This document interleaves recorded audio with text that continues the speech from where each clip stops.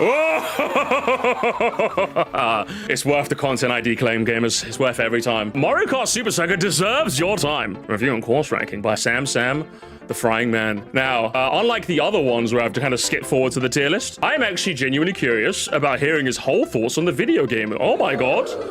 So we be watching the whole thing, baby. Let's watch the whole thing from start to end. I've had you guys fucking harassing me to watch this for the last 5 days. Including some people giving it, Misty, he uploaded an hour ago. Yeah, because I'm watching an hour old video, aren't I? So 5 days, okay?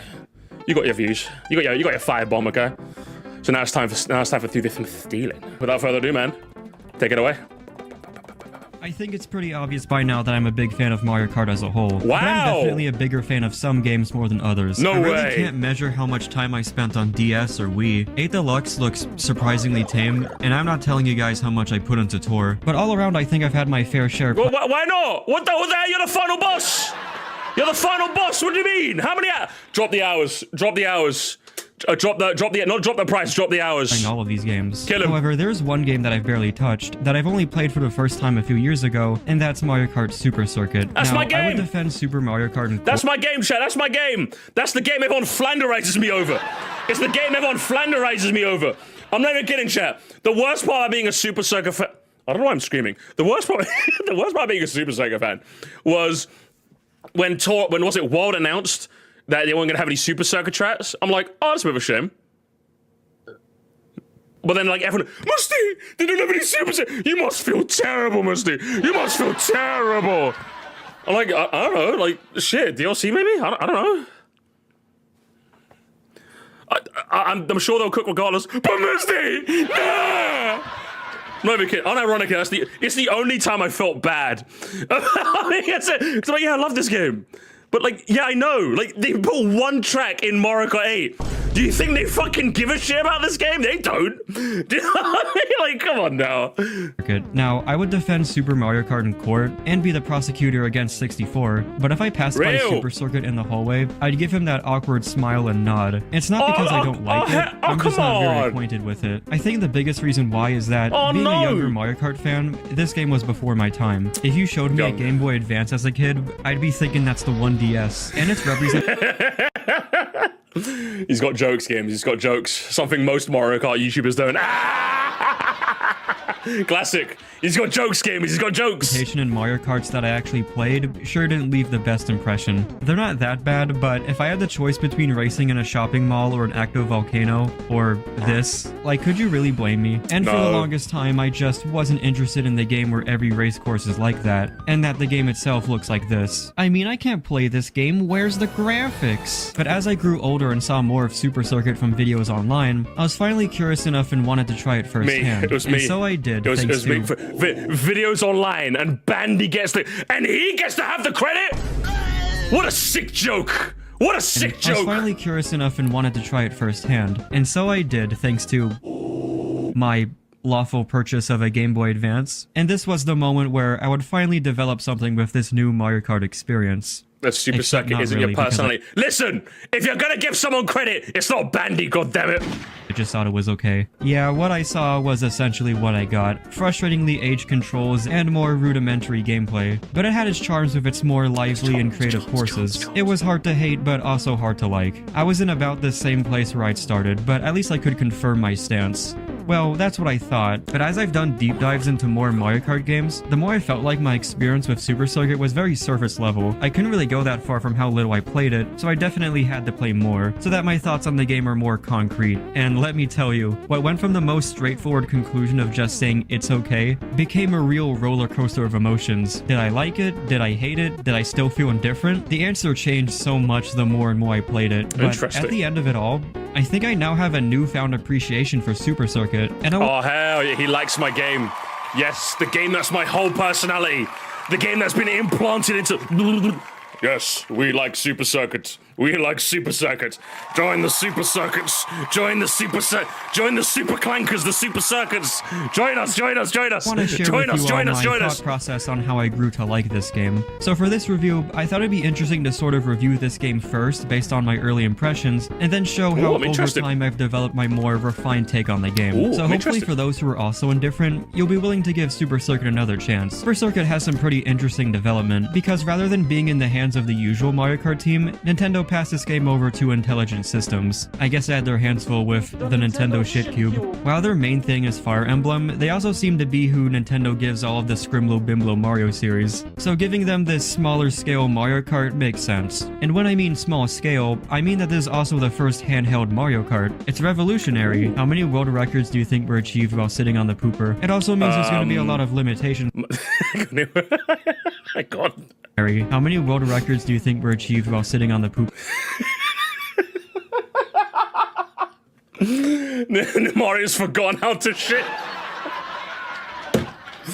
Oh man, he's got jokes, gamers. He's got jokes. A lot of limitations at play, but from what I've seen, Intelligent Systems always seems to make the best out of whatever rusty brick they're working with. And with that in mind, the amount of stuff they crammed in this little thing is actually really impressive, even if some compromises had to be made. It must have felt like such an uphill task to be the next installment of a really popular series on a console greatly inferior to the one that the previous game was on, but I think they pulled it off. It has some surprisingly high reviews, and it's only under the Pokemon games as the best-selling GBA title. So it basically is. Oh, that's great. I didn't actually know that. Like, let's avoid the Pokemon-shaped behemoth in the room. Pokemon is always going to sell gangbusters. But see that Super Circuit is like basically #1 bar Pokemon? That's crazy. I didn't know that. It was a launch title, so I think it had like obviously the longevity of that sense, but god damn. This made me curious if the marketing had anything to do with its success. So I looked into the commercials of this game. Right? What the hell?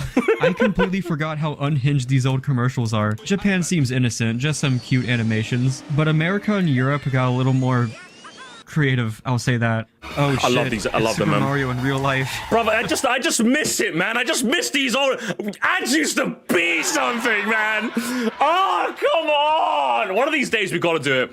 I need to like get a crack team to compile a bunch of old game ads for me, so we can watch them all, man. Honestly, they used to be something, man. They used to be something, man. Honestly, I think the Sonic Racing Crossroads one was about as close as we're gonna get in the modern day. Do you know what I mean? And even that was pretty cheeky, but like it wasn't like as bonkers as these ones get, man. Come on. Oh, there goes Toad. He's just dead. He's gone. What? Oh no! Stop. What kind of film was this? Hey, I want to see the rest of that. What the hell? That wasn't even Mario Kart. That was a hidden run. Okay, just some old guys playing Super Circuit. Me and the boys in retirement. Super Circuit on Game Boy Advance. Oh my god. That's diabolical. He's cheating! That's the most action his dick has gone in years. Alright, that's enough. I think it's time to start the review. Okay, one more. Mario Kart Super Circuit on Game Boy Advance. What the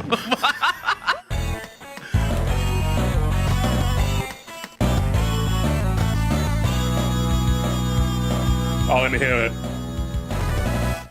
Right off the bat, I gotta say, this game has the sauce. That rock and roll opening gets me hyped up every time. The menus feel so animated. Man. Takes me back. You got selected icons pulsating. It takes me back. The background has multiple layers moving around. The text does a little bounce every now and then. And I love how when you select your character, you can jump and shoot a shell. Crash into all the icons. Even the little things they just programmed. You can throw shit, you can jump. Like you can press the shoulder buttons to jump or launch a shell during the character select. Already it's getting some style points, but how well does it do beyond that? First, let's look at the character roster. It was my father. My father. Let's see who made the cut from 64 and what new faces we have.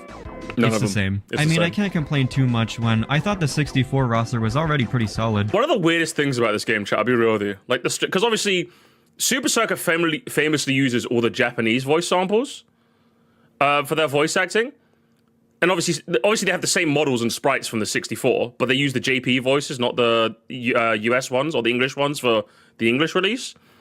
So I just thought it was strange when I like grew up and I played like 64, and I'm like, why does Toad sound like that? He's supposed to sound like, and instead he's like, here we go! You know, I'm like, what the fuck? It'd be nice to see at least one new addition. And no, Mystery Man doesn't count. Oh, come on, he counts. One time I selected random and it gave me Donkey Kong.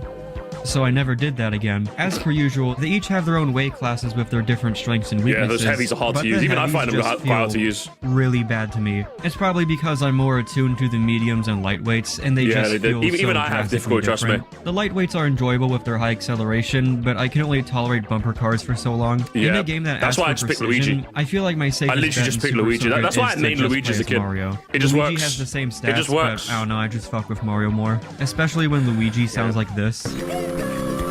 What, you don't like it when someone shouts dildo at you? You don't like it when, you don't like Luigi saying dildo at you? You didn't like that, Sam? What do you mean? That's like the best part. Everyone's I just fuck with Mario more. When you hear someone? Especially when Luigi sounds like this. You didn't like that? Even as a, I'm not gonna. I guess if we're telling my father type stories, I didn't know what he said for the longest time, and I remember when I took it like the GBA to class with me. That's literally what one of my classmates said. And bearing in mind, I'm like 10 years old, so I'm like, what does that word mean? It wasn't until I grew up, I'm like, those who know. Literally. Everyone's voice went I heard bingo. I can't unhear dildo now. I was told as a kid that's what it sounded like by another classmate. I didn't find out until years later. some slight changes. From Yoshi sounding more like Josh than Yoshi, to Wario sounding The fuck is Josh? We're gonna be here all day if I keep pausing this shit, Sam, okay? Stop being so. You need to make your videos attuned for my reacting. They need to be boring, Sam! You need to be boring now! Who the fuck is John? Pretends to be your friend. Oh, is it like Santiago? It's like a Santiago meme.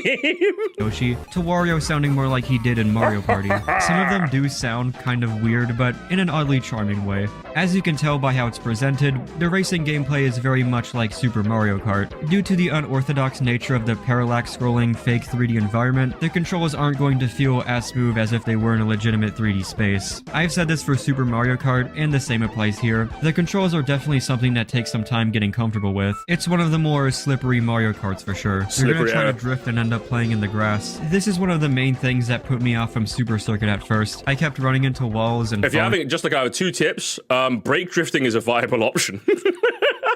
And secondly, another tip I'll give you is when you do a turn and like you find your character like swerving off to the side, instead of like turning to readjust, just do a hop. Do a hop, it resets your sideways momentum. There's 2 tips for you. Into pits and I cried and I shit myself, but if I'm here I kinda have no choice but to adapt to the slipperiness. If I grew to like how Super Mario Kart felt, I bet I can do the same with Super Circuit. A racing game of this age is not something you'll adapt to easily, so this one's definitely gonna take a lot of training. Oh, fuck. Shit. There is one thing about the controls in this game that I took way too long to find out about. There's actually mini turbos There's a mini turbo, here. yep. Kinda. Normally, both before and after Super Circuit, you would shift the stick left and right while drifting to generate a boost after letting go of the drift. But here it's kinda weird. You have to hold a drift down and commit to that direction for roughly 1 second, and then once you let it go, you get a little burst of speed. Yeah. Before I knew this, I would occasionally see the poof come out of my cart and be like, fuck was that? Does Mario have gas? Mushrooms are gonna give me the poo-poos. How many shit jokes, Sam? What's going on? What's going on, Sam?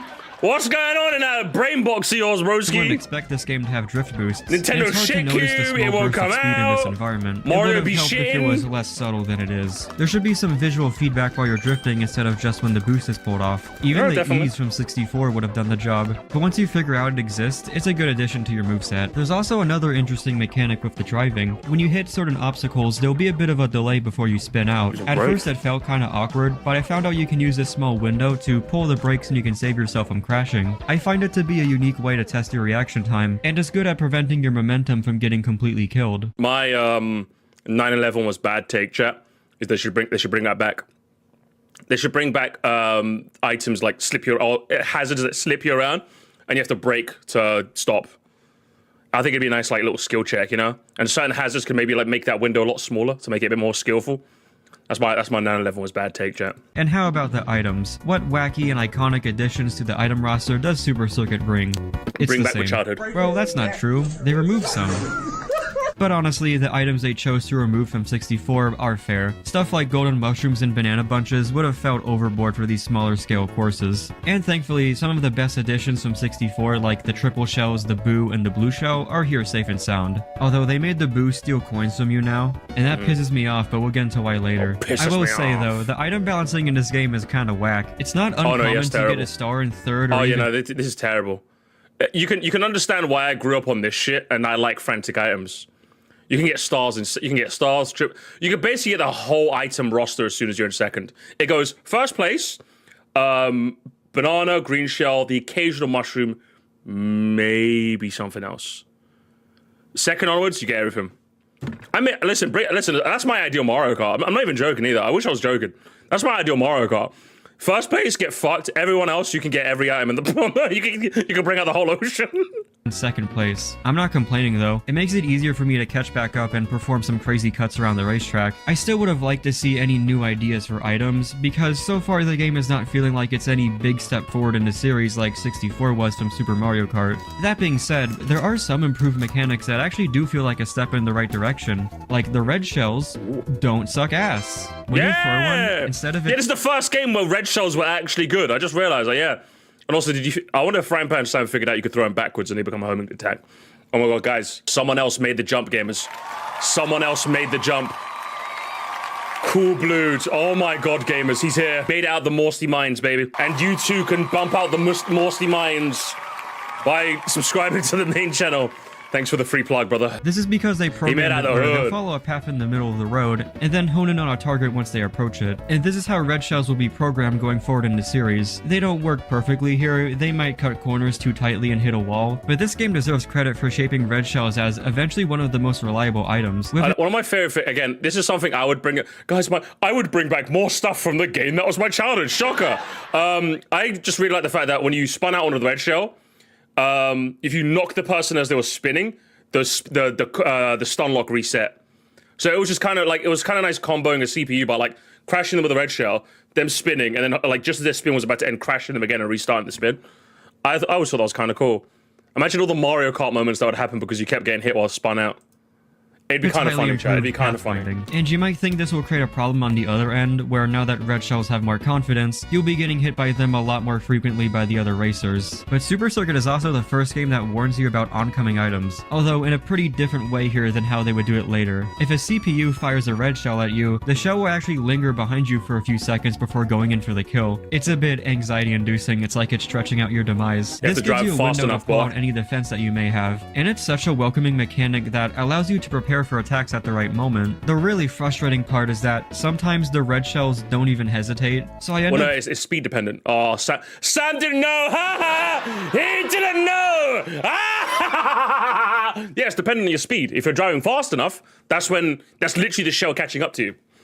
So if you're not driving fast enough, get fucked, nerd. That's how it goes. So it's a lot easier to outrun shells or to see the warning when you're playing on lower CCs than it is on the higher CCs. He didn't know! Feeling insecure and just hold a banana behind me the entire race. And it just doesn't feel good constantly having a finger down on the L button, when the intention of this mechanic is so I don't have to do that. It's a shame because red shells as a whole have great performance here. They you gotta redo the whole of it. But you know what really concerns me? The computer players. You guys probably already know how I felt about the CPUs in the previous two Mario Kart. I feel like they don't cheat nearly as often. Like I'm curious to hear your thoughts on this, because obviously, I would say that I've played the game for like 1,000 hours. I don't feel like they cheated that much, did they? Games. In Super Mario Kart, they alone tampered with— They don't have cheating items, I know that for sure. They have like an item that's dedicated to— oh, hang on. Hang on. Actually, it depends. Hang on, can I figure this out? DK is always guaranteed to get bananas. So if you have DK as your rival, you're basically never getting hit by anything. Yoshi gets reds. Yoshi gets reds like nearly all the time. So if Yoshi is I don't know who's Mario's rival. If Yoshi's Mario's rival, I feel bad for you, bro. But you know what really concerns me? The computer players. You guys probably already know how I felt about the CPUs in the previous two Mario Kart games. In Super Mario Kart, they alone tampered with what could have been a pretty good game, and in 64, they turned the single player from the 5th layer of hell to the 8th. So when Super Circuit is being as ship-shape as it is now, it makes me worry that they'll once again drop the ball thanks to these creatures. But to my surprise— and hang on to your britches, I don't think you're ready to hear this. The computer players in this game are normal. My childhood gamers. My childhood gamers. I'm telling you, Super Circuit. This video is a good reminder to me that my game was the one that started everything. My game was the start of it being good. The good ending, gamers. The good ending. Like, relatively fine when you get ahead of the only issue is if you're playing the character that gets Yoshi as a rival, I feel bad for you.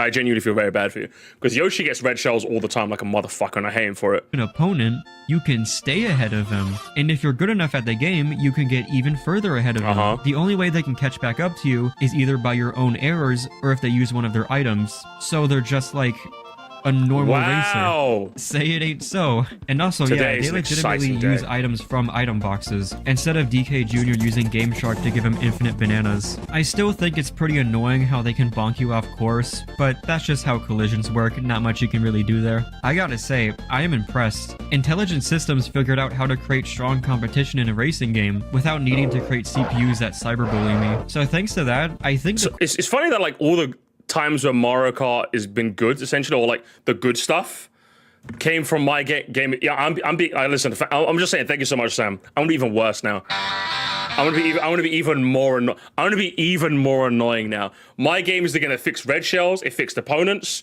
It actually made good track themes. Yeah, I'm talking about you, fucking 64 chuds. My child is great. My child is amazing, okay? Thanks for reminding me. Maybe not as great or as refined as it would be in later games. There's still some holes you can spot every now and then, like this. Jesus Christ, they really brought that back. Maybe you guys are actually like this. Oh, yeah. Jesus Christ, they really brought that back. Maybe you guys are actually washed, I don't know. But it's a big step from that, so I'll take what I can get. Outside of Grand Prix, you have time trials, self-explanatory, and quick run, which allows you to easily play whatever course you have unlocked. Essentially the first time you can play versus mode by yourself. Also, yeah, real quick to Sam. Hey, wasn't it really fucking annoying whenever you wanted to record a specific track in 64? Oops! Either play the whole cup or play it without any CPUs. Oops! Yeah, that shit was so fucking annoying, man. It was so annoying. I hated it. I'm telling you, that's 64 that I hate. I hate it. So I had to save a fucking restore point in the middle of every cup. In the middle of every cup, just to make sure. Fucking dog shit, bruv. Pretty nice. Single player is the only way I've experienced this game, because while this also has multiplayer with up to 4 people, I think it's obvious why I could never try that out. Well, what do you mean you never try that out? Listen, gamers, none. Hang on. You know what time is, gamers. You know what time is. You know what time is, chat. Sam, you made a calamitous error. You've made a calamitous error, Sam. I wish you didn't, but you have. So, allow me, gamers, as I prepare the music, to make a formal decree, gamers. To make a formal decree. Mr. Sam, first name, frying pan. I am issuing a royal writ of invitation. Next week, I'm thinking whatever day works best for you. I'm thinking Friday, maybe even a Wednesday. We could be cheeky and do it on a drama Monday. I am challenging you to a best of 5 Super Circuit Gambit. Loser picks the next stage. How's about it, Mr. Sam? Schedule loose to the yunk, yeah? What do you say? Do you yield? Or do you accept my invitation? We're gonna deal with a laggy NSO in the best way we know how. You just win. That's the whole point. That's the whole point. Can you beat Unc in his own backyard? For one, if I ever asked my siblings if they wanted to play Mario Kart and they said, sure, which one? Double Dash? 8 Deluxe? And then I said, Super Circuit. What the fuck? And 2, even if we wanted to, it's not the easiest to set up. To play it organically, we would each need a Game Boy Advance and hook them up with some link cables. And even after all that equipment and setup, if only one of you has a copy of the game, you'll be left with only sticks and mud to play with. The most accessible way of doing multiplayer, at least what he approves of, is by playing Super Circuit in the GBA collection for the NSO expansion pass. But I don't know, I can't really convince anyone to put down some money for some quick... Oh, you can't? Oh, you can't? Oh, you can't?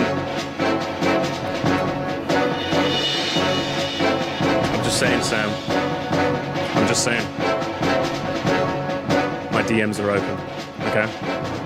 My DMs are open. That's what I'm saying. They'll Okay. promote me to the head of the royal. Thank you so much, Isaac.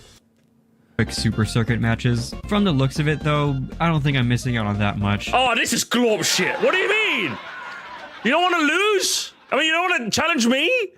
It just seems like multiplayer this is Mario glop Kart, shit. a decently fun time, and that's about it. I have no doubt that back in the day, this must have felt really magical to play Mario Kart with your friends in such a convenient way. But in the modern day, I think it's been outclassed as the road trip game, just from being the most mechanically basic of its type. This also means I won't be able to have hands-on experience with the battle mode, but again, just by looking at it, I don't think I'm missing out. It looks more or less like Super Mario Kart's battle. It's functional. The battle stages seem to be more interesting, though they still haven't figured out how to give these good names. But I'll give it this. It doesn't make me mad like Mario Kart World's battle mode. In fact, it still makes me mad. How are they still fucking this up? You worked on this shit for 8 years? Did you need a knife to realize that making a battle arena a giant fucking slope was a bad idea? What do you mean Chain Chomp Desert? What did you do to him? I won't have the multiplayer count toward my review all that much since I wasn't able to try it out. But if I did, I imagine it wouldn't make... Guys, let's hop on Super Circuit. Let's do it after this. Let's do it after this video, guys. We're hopping on Super Circuit. Who's jumping on? Who's jumping on NSO? We're hopping after this video, okay? much of a difference anyways. Benjamin, 1v1 me. Where's Benjamin? 1v1 me. This is primarily a In all fairness, I barely played the battle mode, so like I'm shit at that probably as well. experience. And so far, I don't appear to have many gripes with it. However, yeah. there is something else about Super Circuit that kind of puts me off. It's the What's fact that it's a Game Boy Advance game. Okay, he's just hating. He's a 1DS game. I discovered that Papyrus Clips from Bento Floss. It's from the Undertale one, yeah. And if I'm going to be transparent, I do not care for the Game Boy Advance. Do you know, I actually think that's kind of fair. You know, by Zoomer standards, obviously. By Zoomer standards, I don't think that's an unfair take. Because it's like, the definitive version of the console, at least to play on, is one that doesn't have a backlight. It doesn't have a mainline Mario on there. Do you know what I mean? So it's like, yeah, I could see why someone being like half my age, going back to the GBN is like, is this the fucking piece of shit you boomers keep talking about? You know what I mean? I could see it. I mean, obviously I disagree, but I can see it. I can see it. Now, I do have a soft spot toward older consoles, specifically the Super Nintendo and the N64. And it's because both the standards at the time and the console's limitations that create this sort of minimalist appeal, with the Super Nintendo style having more refined pixel art and vintage sound chip, and the N64 with its low poly so ugly it's cute appeal. However, the quirks of the Game Boy Advance tend to actually make me like the games on it less. I find the graphic style of these games to be very hit or miss. It should be right up my alley. It's pixel art, it's I can understand you maybe saying that about the advanced games, but like, oh, what's it like? Kirby Return to Dreamland? Superstar Saga? Oh, come on, that's crazy. That's actually crazy, Sam. Oh man, retro, but it's the color scheme that makes your this is adorable to me. I love this shit. When I played Kirby, like, what's it? Is it Return to Dreamland? Nightmare in Dreamland? I forgot what this one's called. I love this shit, man. For me, and a good amount of GBA games. This one, again, I get it. I think actually I prefer Advance over the original Super Mario Bros. 2. But the other Advance games, I kind of fuck with it. I just like the voice like, guys, come on! Ha-ha! Just what I needed! Come on, man! Lucky. This is as far as you go! Come on! Come on, Sam! Come on! Come on! Oh, remember this! Look kinda yucky. Before Yeah, the SP model, the console had a glaring flaw with not having a backlight. The screen would be like... He's literally stealing my thoughts. He's stealing my takes. No backlight, therefore. I said that first, Sam. Due to a FNAF security camera. So, to accommodate for this, the games made during this time had the graphics be very bright and saturated, which was a smart idea to work around the hardware at the time, but when it's on newer devices with normal lighting, it looks a bit odd. Some cases like the Kirby games and WarioWare actually look pretty nice on the console. Yeah. Well, the Mario Advance games. Okay, and fair. Do I have the balls to say Superstar Saga? Oh, whoa, okay! Oh, no! You're joking! He's lying! He's lying! He's just lying in 4K! There's no way! I don't even think you believe that! What the fuck? No, there's no way you're looking at this saying it looks ugly. That's not fair. I give you the advanced games, like fair, yeah, go for it. I like the voice chips, but fair. There's no, you're lying to me. You're lying, Sam. You're lying to me. You're lying. Just admit it. Well, the Mario admit you're lying. Parts of it are. No. GD, you're farming. Do I have the balls to say Superstar Saga? Don't. It really depends from game to game, but Super Circuit, being one of its earliest titles, is a bit of a miss. Yeah? I also think the jump to 32 bits made them a bit too excited, and so they went and made stuff like this. Some of this game's character sprites look crazy, and I don't know if they're so bad it's good, or if Oh no, they look ugly. Look me dead in the eyes and tell me that Superstar Saga's about. Accept that. Tell me. No, sorry. Give me 5 things that look ugly in Super Circuit. Bowser's sprite doesn't count. wrap back around. Because yeah, that sprite was ass, but like that doesn't count. Just being weird. But in reality, it's really a nitpick. The color tones and sprites don't really bother me that much in the grand scheme of things. It had to look like this, and I can accept that and move on. It is hard to say that for the audio though, oh my lord. The audio style of the GBA is probably...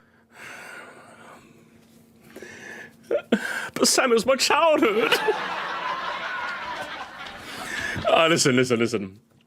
It's another case where some games pull it off, moving the goalpost. Red card. Okay, if you're playing the remakes, then I feel like if you're playing the remake Mario, of course he's a Mario guy. Of course he's playing the remake Mario games. I feel like if you're playing the remake Mario games, yeah. But like, I feel like Superstar Saga 1's pretty good. The Ace Attorney sounds good. Like, the Pokemon games sound good. Metroid Fusion. Do you know what I mean? Like, I feel like if your one basis for comparison is the Mario games, sure. But like, I can't think I would say that about any other game on the GBA. You know? Maybe it's a bit of an acquired. I'm trying to offer a little bit of deference because like this was my console after all. But like I feel like it wasn't. I don't know. I feel like it's, you know. Come on. the worst part about it. Most of the time, the music is composed of these super compressed samples of instruments. It's like listening to a marching band through a McDonald's drive-thru speaker. Don't even get me started when they use brass. They play the Pokemon Emerald trumpets when you enter Hell. Even when Guys, he's trying to fight. He's trying to fight us, chat. He's trying to fight us. He's trying to fight us. Look, Sam, listen. I want Sam to know. Your rage bait has spread to my chat. Your rage bait has spread to my chat. I'm not even acknowledging that message. It's spreading. It's spreading like a virus. Oh, Gen Freeman. Oh. Honestly, guys, put your mask up, chat. Mask up. We got to be careful, okay? It's spreading. when they use the more basic chiptune beeps and boops sounds, it still doesn't sound well to me. I have heard a good amount of bangers that come out of GBA games, but it's usually in spite of sounding like the GBA. And that about sums up my thoughts on the music of Super Circuit. To be honest, I think out of the main Mario Kart games, this might have the weakest soundtrack. I say main Mario Kart games because have you listened to the first Mario Kart Arcade's music? Fair. Of course you haven't. And don't. Of course it has some standouts. I really like Sky Garden and I'm trying to go band for. Hang on. Let me. Hang on. I want to VAR check this. Mario Kart Super Circuit. Hang on. I'm checking this real quick. Hold the donos. We're VAR checking this real quick. Now, bearing in mind, obviously, this is my father type beat, right? Let's go band for band. Let's go band for band real quick. Courses, and then let's go courses. Circuit theme this game versus circuit theme this. I think I'll give it to the N64. Shy Guy Beach versus. I'm taking Shy Guy Beach music over Moo Moo Farm Valley personally. I'm doing that. I'm taking that trade. Kubachua Beach. Riverside, that's a tough call. I think I'll just, that's a tough one. Bowser Castle, I'm taking my Bowser Castle over this Bowser Castle, 100%. Bootleg versus Banshee Boardwalk? Not a contest. Cheeseland, brother, come on, Cheeseland. Let's go. How many would I say are unequivocally bangers? I'm going, the Riverside Park theme, right? I'm going Sky Garden, Bowser Castle, Rainbow Road. Those are the ones where I'm like, okay, these are like certified bangers. I'll defend these, and Shy Guy Beach maybe slips in. Those are the ones I'll defend in court. How many would I defend in court from this game? Rainbow Road, maybe Bowser's Castle, I'm feeling fancy. Koopa True Peach, obviously. maybe the circuit theme. I feel like I defend more from this game, if that makes sense. It's a closer contest than I thought. It's a closer contest than I thought of how many would I like outright defend in court. Sunset Wild. Sunset Wild's good. Would I defend that in court? I don't know. I wouldn't defend it in the court the same way I'd defend Bowser Castle, Rainbow Roads, or Lakeside Park. Do you like Callie Marie's music? No, it's okay. I'm talking defend it in court. When I say defend it in court, I mean like A or S tier. I'm talking about A or S tier music. That's like, I'm standing up for this bitch, you know what I mean? Bowser Castle, Rainbow Road, Lakeside Park. Maybe, you know what I mean? It's a close fight. Maybe my nostalgia wins today. I'll concede. Maybe my nostalgia's winning today.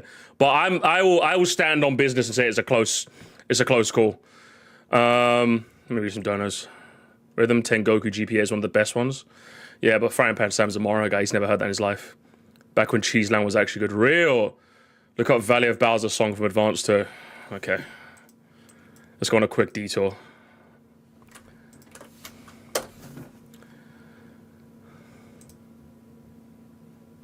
Video is unavailable. Hang on. Valley of Bowser. Super Mario Advance. Does it sound comically bad? Is that the joke?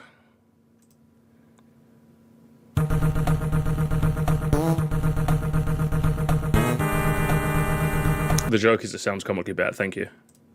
Cheeseland, and Bowser Castle slaps so hard I don't mind that it plays on 4 different tracks. Everything else though ranges from pretty good to meh, and Mario Kart soundtracks have a higher standard than that. 9 times out of 10 the next song should make me go, oh hell yeah, it's this one. But with Super Circuit it's more like, oh it's this one.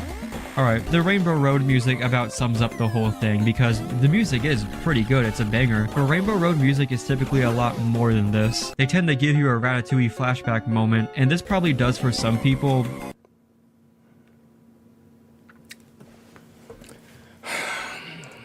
He's just trying to get in the video, guys. He's trying to get in the video.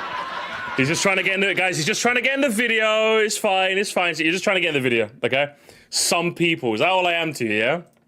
Definitely not me. I just feel low-key good vibes from this, and that's about it. It's a good soundtrack on its own for sure, but for Mario Kart standards, it kind of falls behind. And a big part of that is due to how music is orchestrated on this hardware. Because I don't really mess with the Game Boy Advance in general, some of the icks I have with it carry on over to Super Circuit, and it holds back my enjoyment a little bit. But if that's really the most unpleasant part to me, just the art and sound being not to my taste, that should be a testament to how few problems I have with the actual gameplay. Yeah, when I played the first 2 games, I felt like Shiggy hated me specifically, so for the 3rd game to play as relatively normal as it does, I don't really mind that. This is just a simple Mario Karting experience. Here's the interesting part though, there's still a whole lot of game we haven't covered yet, and it's not something I'd call simple. Is that based or oh my god.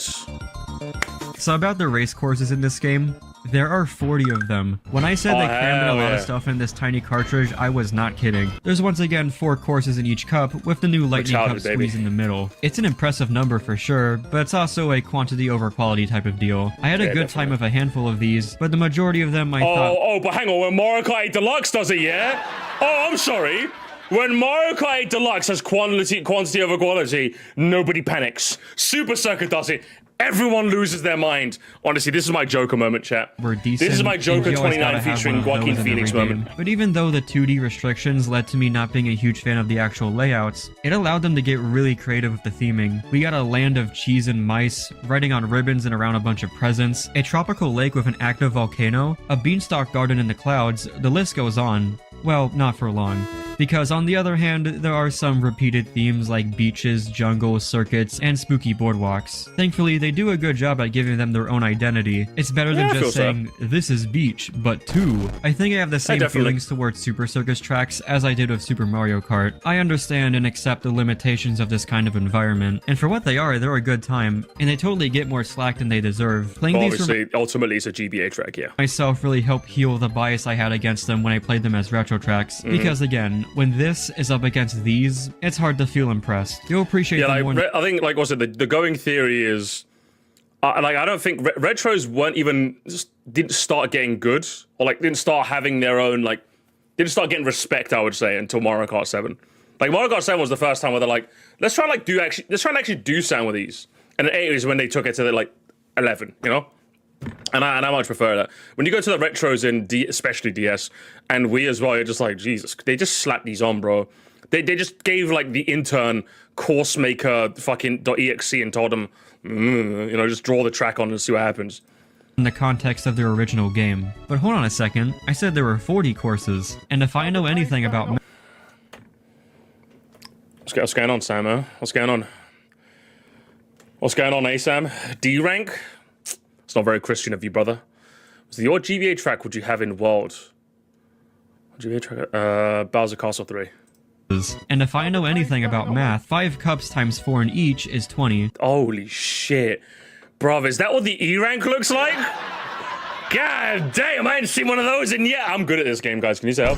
But no, I've not seen an E rank in years, though. Jesus. Well, funny that I mentioned the Super Mario Kart courses because they ported all 20 tracks from that game into here as extra tracks. You're back in the building again, baby. Drops a whole second game, refuses to elaborate. With Super Circuit practically remaking every course from a previous game, you could argue that this was the first... Not 4? Fuck 4. 4 killed my grandma. I'd have 3. ...game to have retro tracks instead of DS. But that's a debate you have when you're really bored and I have school tomorrow. This game...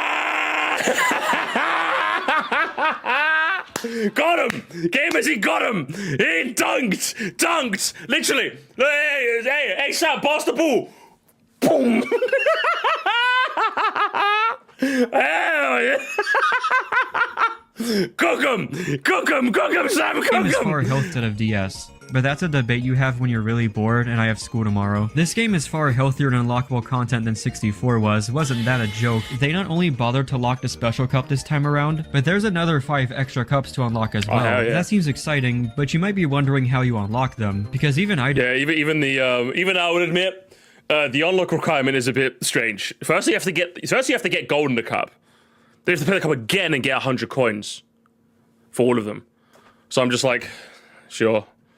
Didn't know how for the longest time. Well, play the obligatory guys, I'm not a fucking jukebox! Hey, I swear to God, the next time someone donates and say, I'm not a jukebox, motherfucker, I'm gonna stop the whole stream and then go, the bit's done! We've moved on our end! The bit's done! I love the money, thank you so much. The bit's done, okay? We've moved on! Forgot to mention, but coins are back and more relevant than ever. In order to unlock an extra cup, you need to get first place in its corresponding Super Circuit Cup while getting at least a collective 100 coins among the courses. So that means you need to get at least 25 coins in each, and depending on how much you get in one course, you'll then move the goalpost for yourself in the next. I think it's quite interesting. Layer of strategy. Guys, hot take, I think you should use coins to unlock more things than just car parts and things. I think you should use to unlock more.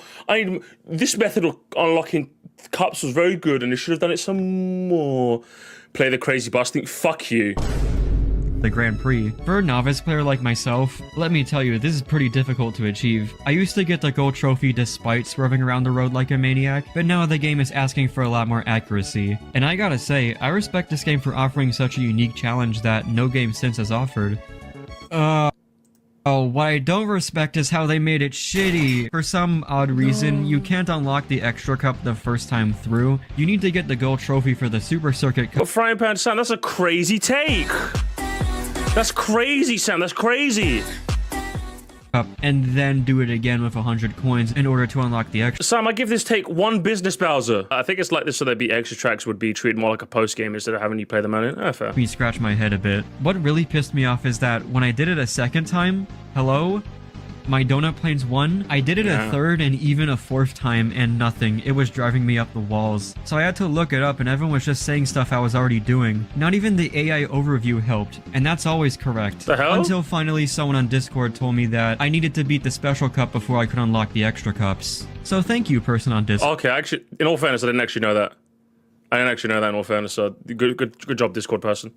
I guess they wanted you to play the entirety of Super Circuit before getting to the Super Mario Kart stuff, but maybe being less cryptic about it would have helped. I get why they wanted to keep these extra tracks. You know, Sam, I'll give you that one. Even I wouldn't have known that. If you would have DM'd me saying, how do I unlock it, I would have been like, do you know what I mean? secret. When you have multiple hidden requirements and aren't clear about it, it just leads to unnecessary confusion and frustration. See, with the unlocking method already being this big, daunting task, I can just suck it up and get good at the game. But even when I do get good, the game can be Hey, like, you got a rank star, that's quite count. nice. And also, yeah, about the boo stealing your coins, Oh, now you know yeah, why that... I give it one bit there. I give it one business, Bowser. You took your fucking sweet ass time, didn't you? Jesus Christ. pisses me My off. bad. And even doesn't count. And also, yeah, about the boo stealing your coins, now you know why that pisses me off. And even when you actually unlock them, the game is really stingy about it because it only unlocks the cup in that speed class. In later games, Yeah, and when you gotta do it all. You gotta do all three of them.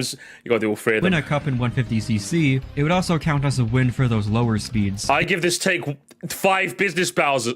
Okay, there we go. There we go. It makes sense because if you've proven yourself on a high difficulty level, you wouldn't need to prove yourself on lower difficulties. Super Circuit, however, is like, you may have proved yourself as That's easy. What was the game that first started this trend, by the way? Was it Mario Kart 8? Where, like, you unlock something at 150. You unlock the cup at 150, it unlocks at what the previous CCs. I think, honestly, that was 8. I don't remember it being in 7. Whichever game it was, I think it was in 8. Yeah, 8 is the one. an expert, but can you prove yourself as a preschooler? So in order to complete Super Circuit and have the extra cups on every speed, you need to beat each of these 5 cups 6 times. Even if you ignore 50cc, because I can see the average player switching between 100 and 150 depending on their mood, that's still 4 times each. What could have been a difficult but straightforward challenge becomes needlessly complicated and repetitive. I do understand— What do you mean, Sam? You telling me you can't stick on, like, a video in the background like you would like when you're eating dinner and play some Super Circuit? That's the vibe, you know? That's what I did when I was unlocking them all for NSO. Just stick sound on the back. Come on, stick a Sir Moresty Vault.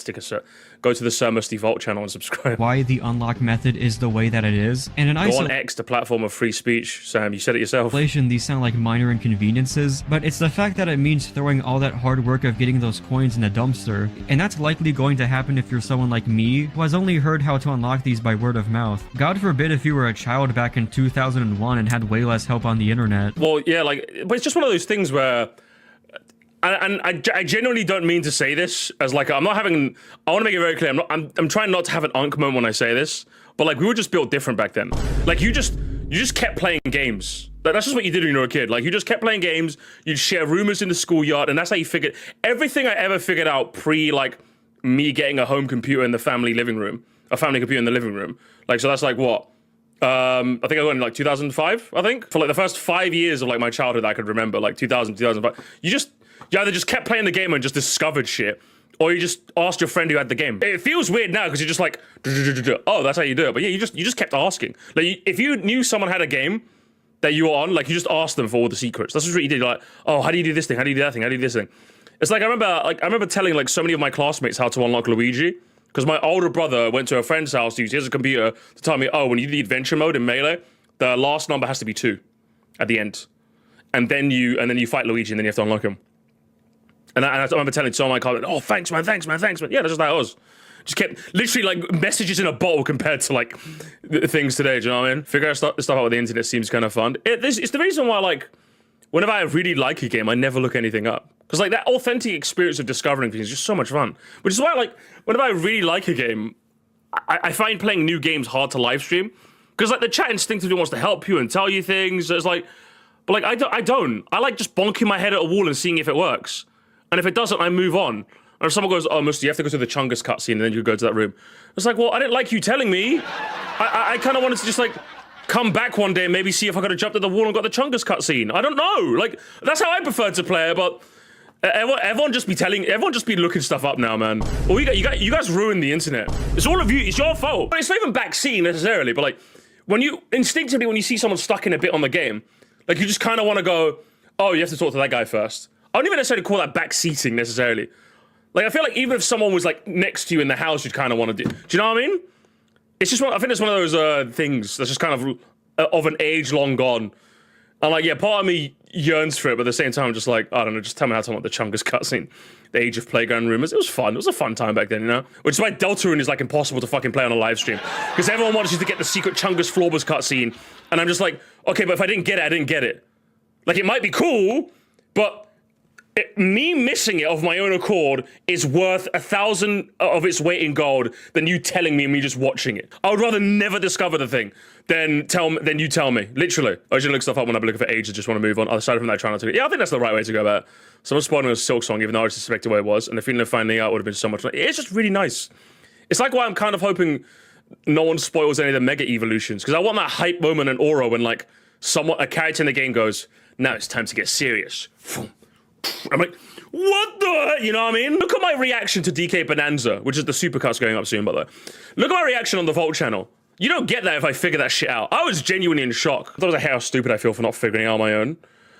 If anything, well, I'm not even kidding when I say this. That's your brain telling you shouldn't have looked it up.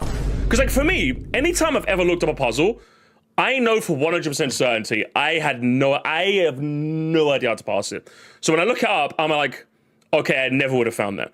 But if you look it up and you're upset that you found out the answer, that's your brain's way of telling you could have figured this out. Why did you give up? Like I noticed there were some puzzles in Portal 2, for example, especially towards the end of the game, where I'm just like, yeah, I'm stumped. I'm sorry. Like I want to finish this game and I'm like, I'm stumped. Sorry, I can't do this. So when I looked it up, I didn't feel like a cunt. I was just like, yeah, it seems simple because you showed me, but I was genuinely stumped. I spent like half an hour on this puzzle and I just didn't know what to do. I don't want to like make a blanket statement to you guys, because yeah, some of you guys like have more fun.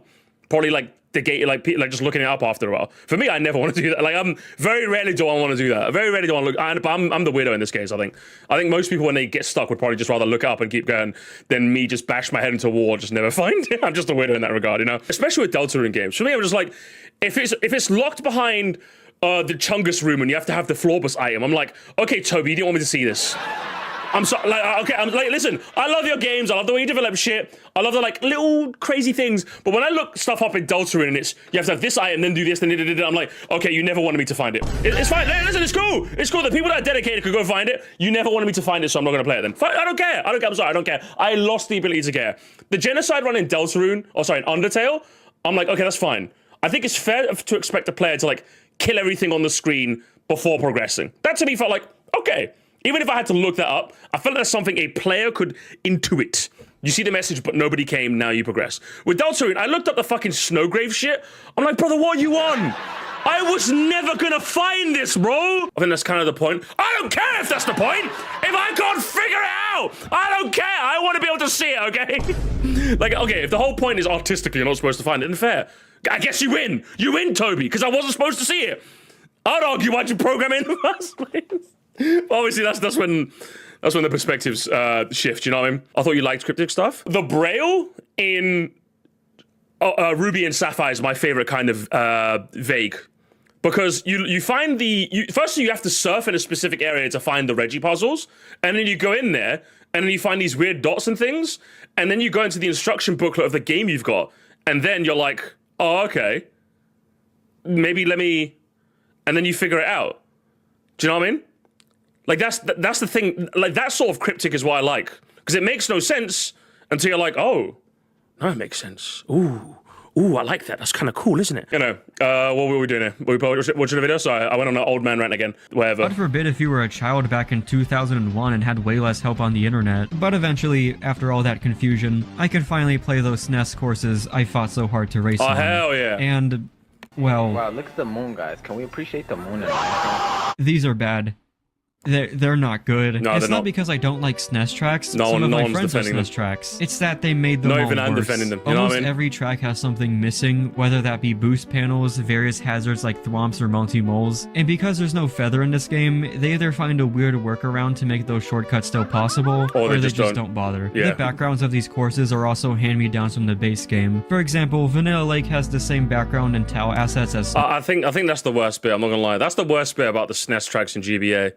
You don't even get new backgrounds, neither. You don't even get new backgrounds, man. I'm just like, fuck. No Land. It fits perfectly fine when, like, Koopa Beach reuses stuff from Shy Guy Beach, but with tracks like Choco Island, they don't have a theme that exactly fits it, so they just use the closest thing they have, which is Sunset Wilds, and it just looks so off. They didn't do all of this just out of laziness, more so they were kinda running low on space. They already had 20 courses in the base game, and now they were trying to cram in another 20 in this itty-bitty thing, so some parts had to be either thrown out or recycled in order to fit them in here. So, great. You managed to fit 40 whole racetracks in this game. It's a record they would keep for a long time, but at what cost? How good of a flex is that when half of them are stripped down versions of tracks that you can play in a different game? And as you my childhood.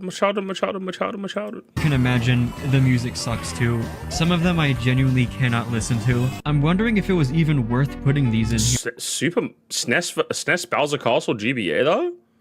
If you're gonna use one, that's obviously Rainbow Road. I think the GBA renditions of the SNES courses are fine, other than the one outlier in the room. Because yeah, it gives you more stuff to do, but if this wad of mediocrity is what I'm working for, why should I think about it, I think Choco Island's one kind of sucks too. They did fix the mixing, but it kind of sucks actually. even bother? All that elbow grease, all that confusion, all that frustration, and for what? So I can play a violently trembling Vanilla Lake 1? I think I got like halfway through the extra tracks, and at that moment I was just done. I was ready to wrap up my time with Super Circuit, and it left me with a very bad taste in my mouth. For a while, I thought I was gonna kind of like it, but near the end of that whole grind, I was a lot more mixed and uneasy about the game. Part of me thought it was, dare I say, a hidden gem, but another part of me thought that it was just a rock and it should stay hidden. So several months have passed since I last played it. My Mario Kart 64 review just came out, and Super Circuit is naturally next on the block, and I'm like, what am I gonna do here? I have not been this split on a game in a really long time. So to help myself out, I did what most people do when they need help formulating an opinion on something. Steal opinions from YouTubers. Who are we stealing from? The Lonely Goomba? No! Sam, no! Not the Goomba, man! Sure, it does make a bad first impression, but stick with it, and you'll end up with one of the best Mario Kart experiences out there. Actually, no, Goomba Man's based, actually. My love for this game is purely nostalgic. Looking at it critically, it's fine, it's just nothing special. So now I have to compare it to— Wait, Goomba says it's peak, but Scott says it's not. Who do I believe? Who? No! Who do I believe? Then I remembered, I'm the YouTuber. It's now my role to manipulate a generation of gamers. Isn't it amazing, Sam? Isn't it amazing that you could just do this? You just do this, isn't it? It's so good, isn't it? I'm not gonna lie, chat, because you know my latest main channel video, the Cross Worlds Mario Kart World one, which I had a lot of fun editing that, right? Easily my favorite part about that was when I started the video, I was like, you're supposed to be shit, Sonic. Was it? And I did some you're supposed to be Sonic was never good, and I threw in you're supposed to be Sonic Adventure 2. I'm like, I get to do that now. I get to do that now. I'm like, it's beautiful, kid. I get to do it. I get to do it now. I get to do it. It's not me getting angry at other people setting the narrative. I get to be the one. And if I'm gonna do that, I feel like I can't just say it's mid and call it a day. I have to be more thorough than that. I need to somehow find my way toward a more solid stance on Mario Kart Super Circuit. And the solution was quite simple, actually. All this game needed was to be given another chance. And me not being an idiot. Second visit. Oh my god. It was the start of my summer vacation, so for the first couple of days I just wanted to take it easy, just kick back and play some games. And I thought I could play some more Super Circuit, this time with my video game critic brain turned off. I'm just here to have some fun. So I downloaded the game on my 3DS so I could play it in my comfy bed. How did I do that if the eShop is down, you ask? I can't say because I see him in the corner. I can say it's surprisingly easy to mod your 3DS. An idiot like me done it in 20 minutes. Don't forget it, chat. It is easily, and considering it's a console that's not being sold anymore, any moral quandaries should be gone out of the window. It comes down to those who knows. And something felt different this play session because I was actually having a lot of fun. I remember being so bothered by how difficult the game felt to control, and here I am pulling off these slick turns and getting spikes of serotonin. It's good, isn't it? I'm telling you, man. I'm telling you, bro. This Super Mario Kart to a lesser degree, but obviously I'm defending Super Circuit. Once you master those I'm telling you, man, it's those fucking turns, man. Those fucking turns, man. GBA Luigi Circus are one of my favorite tracks in that game. The fucking turns, man. Change between then and now was obvious. I am now playing this on a handheld device. That's an evolution of the game's original hardware. Oh, okay, man. Before that, I was playing Super Circuit bloated up on an LG monitor with a USB Xbox controller. Huh. This. Get him off the field! That was diabolical! You're doing what? Get him off the field! You're doing what? That's just typical of what it is! Get him walking! Sam, you could have just been like, hey, Moresty, do you mind letting me on your family plan? Well, it's not my family plan. I'm sure I could have asked Cyrena, hey, do you want to let someone else on the family plan? I could have let you in on the family plan, bro. I wonder why the game felt weird. This really goes to show that if you're going to critique a game, you should really play it as authentically as you can. Yes. And if you can, you Definitely. really need to put into consideration that you're playing it on a platform that it was... I think, especially if you're a reviewer, that's something that I advocate for in general. It's why, like, I'm gonna buy, like, once I'm done with Persona 3, I think I'm gonna buy the Metroid Prime trilogy on the Wii. Now, of course, I could just hack my Wii out of it, but it's like, for me, if I have the means to be able to, even if it is a bit pricier than I'd like, if I have the means to be able to buy it for original hardware, I always try and do so. I always try and do so as best as often as I can. And also, even if you can't buy it, just like playing it as close to OG hardware as possible, I think is worth it. Like, for example, I don't know where it's gone actually, but I used to have like something called an Easy Flash, which is a like little mock GBA cartridge where you could put an SD card in, and then obviously that's when the nonsense starts place. So you could play like a bunch of GBA games on like authentic hardware essentially. So like that's how I like to hack my card. That's how I like to do like some emulatory nonsense. Like I have emulators on my PC, but I can't tell you the last time I played an emulated game on my PC just for the fun of it, if that makes sense. I'm always like trying my hardest to play on. I can't remember the last time I actually did that. Like if it's not a ROM hack, I can't remember the last time I played like an authentic game I could play on OG hardware, and I didn't just play it on like either like my hacked 3DS, the Easy Flash on my GBA. You know what I mean? Like I think it just feels a lot more authentic, even if I am cutting some corners. You know, the 3DS can run GBA games natively, so Super Circuit on 3DS isn't that crazy a setup. And yeah, it's not too far away, I would say, honestly. was never intended to be on. Now, of course, the 3DS wasn't the original platform, but think it's one of close these enough. is definitely closer to a Game Boy Advance than the other. So, big surprise, the game felt a lot more comfortable once I played it on a Nintendo handheld. I should note that I don't have a 3DS capture card, so the footage you're seeing is the monitor setup, so I want it to be known that I don't normally suck this much. And from this point, I felt a lot more confident in getting better at the game. Because I previously played this on a very unusual platform, the best I could possibly do is good enough. I was fighting for my life getting those extra cups, but now the challenge felt a lot more manageable, and so I kept trucking along, recollecting the gold trophies in every cup, and sometime during that, some swish inside me flipped. Look, the game's controls have definitely aged. Guys, I'm telling you, this is like the third person I've ever heard that said it. First was Benjamage, now it's Frank, but I've heard like numerous people just say like at some point, Moresty, it just clicked, and I just snapped, and in that moment, I didn't care about being a Super Saiyan. But with enough practice, and you start to adapt to it more, man. this game becomes a joyride, hitting the long drifts and getting that burst of speed, fire hopping to make those smaller cuts in the road, pulling some exhilarating shortcuts and landing back on the ground in one piece. Thanks to the red and blue shells being toned down in this game, you get that feeling of just going. Oh, like, look at that! You see that? You see that clip right there?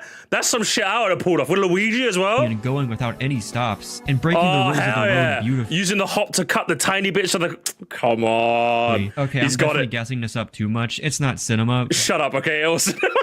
But it feels really good in the moment. And the game is great at giving you feedback by introducing ranks to the Grand Prix Cups. Even if you technically get first, the game will let you know that you still kinda suck. Come back and talk to us once you get an A. I think easily the Super Circuit ranking system is not for the weak, chat. So I like as much as I said E rank, I don't even like a C is like it's not even that bad to be real with you, because I didn't notice until I was an adult, by the way.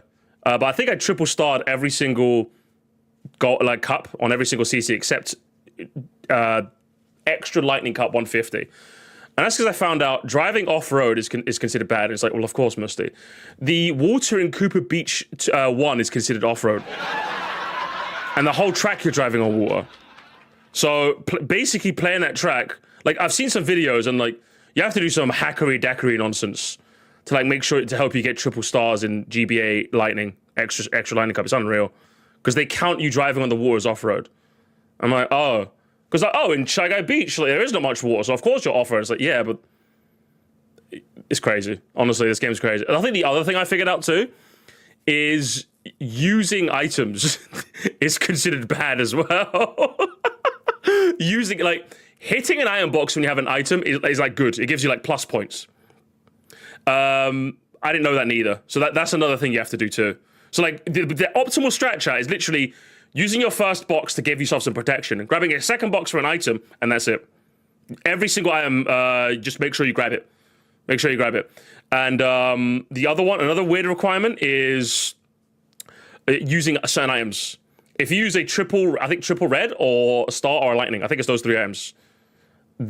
Yeah, like it gives you minus points to your final score. Yeah, it's insane. So when I say I've got all triple stars except GBA extra lightning cup, it's quite an achievement. Even that. Also hidden stats as well. Every character you play has some gives you an innate hidden buff based on how hard they are to control. Yoshi gives you nothing. Yoshi gives you nothing. So if you play as Yoshi, I would say it's basically impossible to get 3 stars in extra lightning. Because I think the person whose video I watched was playing Wario, who I think gives you like the second most. I think Bowser gives you the most. But yeah, so me playing Luigi, I can't do it. I can't. I don't think I can do it unless I play like literally. I have to play like Wario or Bowser or something like that. So the game, I'm telling you, if you want to test Mario Kart, you wanna. I think even just getting triple stars in the regular cups are fine. But if you want to go for the extra ones, you're crazy. You're crazy. You're crazy. Is it because Yoshi's obnoxious? No, it's because he's the easiest to control. So as a punishment, they give you no bonus points. You get higher grades based on not only your points from what position you end the race in, but also your time on each course. So in order to get the highest rank as a triple star, you not only need to get first place across the board, you have to play near perfect. Yeah. I will say, getting the triple star ranks is maybe a bit too bullshit. No, it's like, too much. if you make a single mistake or rough turn, you might as well restart. But somehow I think, from my extent, I've played this game a lot. You can make like maybe one flubbed turn. Like 1, maybe 2. Because I remember when I was triple starring them on the NSO version, there was like one cup where like I did like 2 flubbed turns. Do you know what I mean? Where like I took the turn a bit too lightly and I touched the off-road a bit and I hopped back. I think you got like about 2 of those. 2 flubbed turns, and that's it. Any more, you're cooked. If you fall off the map, forget about it. Don't bother. Don't bother playing the game. Deserved, Yoshi sucks. Yeah, okay. Alright, little bro. Save the rage bait for another stream, okay? I actually got one. I have no idea how the fuck I did that. And it was with the Xbox controller. I think that single-handedly beats all the skill issue allegations. I think aiming for the highest ranks is a bit too much for my taste, but the fact that the game offers such a challenge, combined with how you unlock the extra cups, really makes you realize that Super Circuit might be the hardest Mario Kart game. And something about that's really cool to me. But even as I grew to like even I have technically haven't 100% of it. I still need to get the extra lightning triple star. Controls, I still had a pretty sour outlook on the extra tracks, that with how invigorating it is to win the cups while getting as many coins as you can, this being your reward from all that still felt like a spin in the face. I was still pretty iffy on that. However, something more recent had made me shift my perspective. So, Mario Kart World, you know, the game that hates Super Circuit. I made a whole video about this, but in case you need a refresher, I think the free roam mode is truly something special. I found the hate and criticism against its easygoing nature to be expected given the game's controversy. But like, okay, but Sam, I get that, I really do. Like, no, truly I do. But have you considered something? Give me a second. I need to find it. But have you considered, Mr. Sam, Exhibit A? Have you considered that this bumfuck rando is tired of pretending it's not? Are you tired? He's tired. Have you considered that he's tired of pretending? Look at him. He's so sad. Wah. He's so sad. Look at him. Wah. He's so sad. He's so sad. He's unbelievable. Look how sad he is. He's crying. Oh no. Oh no. Have you considered that? I got this fuck ass video I recommended. I haven't even watched it, but I'm just like tired of pretending. Where have you been? Hating on Mario Kart was the coolest thing. The fuck you mean? that's my issue. The video could be amazing, but I'm just like, the fuck you mean? Do you know what I mean? But everyone's been shitting on that game. There's all these missions, block panels, and medals, and all you get for finding them is a lousy sticker. Like you pass a test. And then what? I guarantee when I click that, this video's not about that, but I guarantee when I click that video, it shouldn't have been $80, guys. Really? 9/11 was bad. I'm like, listen, the hood's playing crossballs now. Okay, put up or shut up. Mario Kart is perfectly fine. I'm tired of it. Woo! Hey, I need to make that video. I'm making that video. I'm making that video tonight, chat. I'm making that video tonight. Mario Kart World is perfectly fine, and I'm tired of pretending it's not. Literally, that's how I feel. Cool, but I was firm. I know you watched the video. You played it for 2 hours. Yeah. The Hand belief rose. that Hand it's not rose. about what the game gives you at the end. It's about the process of exploring this vast world, experiencing some fun events from the P-switches, and grabbing some hard-to-reach collectibles by doing some trickier tech. The reward isn't the sticker, it's merely a symbol of what you've done. The actual reward is the new things that you've experienced, and the new skills that you've obtained in the process. I would say, no, I do agree. Just like I do agree. What if Nintendo was good? The reason why I like your thesis, but I can't say 100% subscribe, is that if Nintendo's point was it's the journey you made along the way, I wish there was a bit more of these kinds of ones than the whole, hey, drive a couple of, do you know what I mean? Bearing in mind, I think I've only done like 100 P-switch missions. I feel like the ones where I'm like, okay, that was fun. Like, for example, the Tribute SNES course, I'm like, oh, okay, that's kind of cute. Or the ones that are like, oh, do this really hard one. Yeah. I'm like, oh, yeah. But I feel like there's one too many, oh, hey, collect, do you know what I mean? Like, now, of course, like, obviously there's the art part where you say, like, oh, you got to pad some of them out, right? You got to pad this, like, well, if you want to commit to this theme of it's the intrinsic value, then, like, commit to that, if that makes sense. Like, to me, it just feels like it kind of feels a bit too wishy-washy. That's my issue with Mario Kart World's Open World, you know? Like, yeah, for every 10 stickers, you unlock a customization part only for the... Yeah. Like, there had to have been, like, some extra sauce. It still needed that extra sauce. Although I do, like I said, I think open world hate is a bit, like... It's kind of forced, to be real. It's definitely a little bit forced. Definitely. I'll look at the sunset and smile once more people realize this about free roam. But yeah, it's not happening. But as I was making that video and got deeper into this whole intrinsic versus extrinsic rewards debate, I started to realize this sounds kind of familiar. A very lengthy and challenging... Does it now? Wow! Crazy, huh? Hey! Listen, all I'm saying, Sam, it's muscle memory, okay? Once you get as good at the Super Circuit, it never goes away, okay? When that shit came out in NSO, I triple starred all the cups day one, okay? Except that fucking extra lightning that I hate. Challenging journey with the game giving you a crummy reward. It is pretty lame how your reward for going the extra mile is getting to play Super Circuit does it, yeah? Nintendo tracks. But was trying to perfect your lines to grab all those coins not exciting? And did it not help me grow as a better go-karter? It was admittedly a stressful yet personally... Listen, you can't look me in the eyes. You cannot look me in the eyes and tell me mastering the controls so you can get that comically long line of coins in Snowland isn't like top 10 gaming experiences ever made. I'm just saying. I will be in the electric chair in Guantanamo, Alcatraz. The electric needles punctured into my head, every place in my body. They could have a man on the lever right there and be like, Moresty, admit it. The Super Circuit's not that good. I'll be like, fucking fry me, mate. Fry me right now. That's what will happen. That's literally what happened, I'm telling you. Fulfilling experience, and I think it's worth unlocking the extra tracks just for that. These might be underwhelming as race courses, but they serve a lot better as a symbol of your skills. I mean, the game thinks you're such hot shit, they practically give you a whole other game. That'll make you feel proud of yourself no matter how mediocre the actual tracks are. Don't give the haters ideas. all I'm saying, Mario Luigi fan, if tonight I just like 3 a.m, get him, he's in here. Oh shit! Shut the door. Put my desk in front of it. It's time for your electrocution, Moresty. Admit Super Circuit's bad. You'll never take me alive. As I comically jump out the window, and they're like, "What the fuck?" Yeah, he's dead. He ain't coming back alive from that. Camera pans. It's me hiding underneath. Now I'll spread the good word. I think that the extra tracks themselves are a glaring flaw of the game, but I've at least grown to greatly appreciate the process. So there were many factors in my second playthrough that made me like the game a lot more. From playing the game more authentically, getting better at the driving, to understanding that the highly fulfilling journey greatly outweighs the disappointing destination. And with all that said and done, I think I finally have a concrete stance on Mario Kart Super Circuit. It's pretty fucking good. It took a long while for me to get to this point, but this game is definitely... Welcome! Mr. Sam.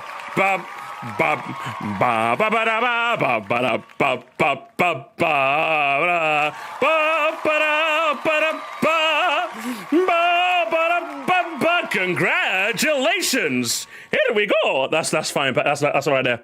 Worth the patience. Just lock in, start practicing your turns and bunny hops, and you'll get some really satisfying results. I wouldn't go as far to say it's one of the best Mario Kart games, but it definitely went up a good amount of points in my head. But before I finalize my thoughts, we still need to get further into one more part about the game. The individual race courses. That's right, it's finally time for the ranking part. Now, we have a bit of an interesting case here, as you can see. I've seen most people who've done Super Circuit tier lists just dismiss the extra tracks, since most people are there for the main Super Circuit course. See, I did lightning round because I'm a genius, okay? Because I'll acknowledge that these tracks suck, but I am also going to give them respect of lightning rounding them, okay? Because I'm a true OG. I'm a true OG. However, I want to be that guy. I thought it would be more ambitious if we did a full 40-track ranking, but once I started actually putting it into execution, it didn't feel right. It just felt like it had weird pacing, going between a course that I actually give a shit about to a course I don't. And it would be weird for those who just want to hear about the Super Circuit courses, and the video would have been longer than what I would have liked. So how about this? We'll just go over the Super Circuit tracks today, and maybe I can have the extra track ranking be my 8,000 subscriber special. When I grew to like Mario Kart Super Circuit, the same applied to the race courses that it calls its own. I went from thinking that on average they're okay to actually pretty good. They make the absolute best out of their limitations. That being said, there's still a couple of stinkers. So, out of the 20 Super Circuit tracks, which one do you think is the worst? F tier? If you ask me, it's obviously, this is the worst track in the game if you ask me. But you're not asking me, you're asking Sam.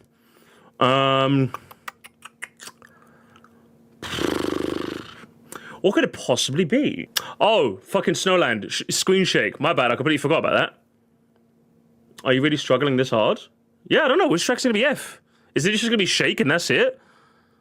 Is Sam that... Is he gonna be boring? I don't know. Of course it's fucking Snowland. Oh, come on! The screen shake is charming!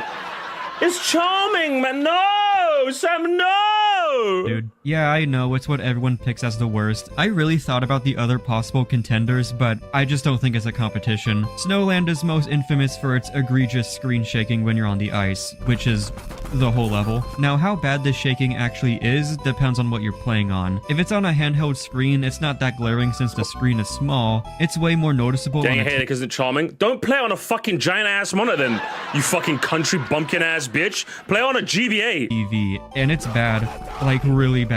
But it's not the worst course purely because of that. It just adds insult to a track that somehow has so much yet so little going on. There will be split paths and only one of them has an item box set. Yeah, it's weird. Not really sure what I don't know what, I have no idea. The point of this is. They do this once where the items are on the left path, and then again with the items on the right. And let me tell you, the fact that these two sections look exactly the same fucks with my muscle memory, and I end up skipping the item boxes a lot. It's because this track is so boring I'm only paying half attention. You can bump into these snowmen and they fall apart, and that's pretty cute, but like, that's all there is to them. Okay, there's apparently penguins on this course. I forget they're even here. They're just spinning around. That's the I'm not gonna lie, even I forgot. There was a part of me like that when Snowland came back for the BCP. I'm like, why the fuck does it have penguins now? Like, literally, for a brief second, I'm like, why the fuck? Do you know what I mean? Like, what's going on here? And I'm like, oh yeah.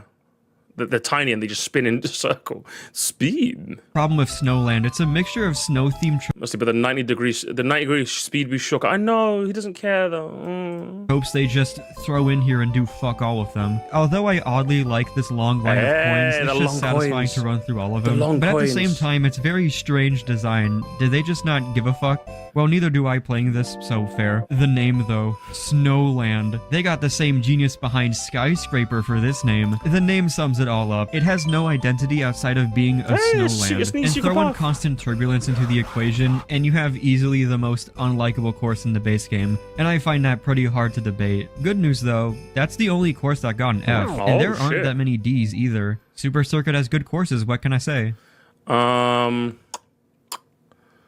What's gonna be D? Again, it's really difficult for me to think about this because obviously I've got like 100 hours of muscle memory. I'm trying to get into the mind of someone that doesn't think this game is my childhood. Do you know what I mean? I'm gonna go with my gut and go with what I think is quite low. No. He's gonna say BC1. He's gonna say BC1 because it's boring.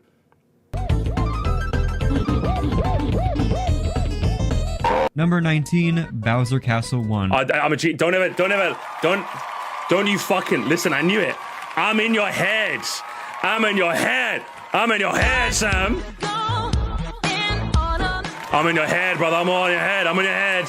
Not to be confused with Bowser Castle 1, of course. This feels like an easy runner-up for the worst in the base game because, like, what even happens here? When you have one Bowser Castle of 4 in the base game, and then another 3 more as extras, you might as well be a chameleon with all that camouflage. The unnerving environment and banging music track does not fit an easy-peasy course that well. It has the length of a SNES course, but it doesn't have 5 laps to accommodate for that. You'll be out of here in like a minute. It's a washed ending to what is actually a pretty solid mushroom cup. I think it does a good job of introducing the BCs. Personally, that's something that Bowser Castle 2 doesn't evolve on, but it's your video, man. It's your video. I can only complain about it in the comments. One thing I can give props, though, is introducing the lava bubbles. Hey, he did say the same thing! It actually requires you to predict where they're going to pop out so you don't sneak right above them when you jump across. It's an interesting track element. Just a shame you barely get to know them before you're done with this uninspired filler. Number 18, Mario Circuit. I thought he was going to put Mario Circuit C. Miss Mechrio Circuit. Alright, fair dues.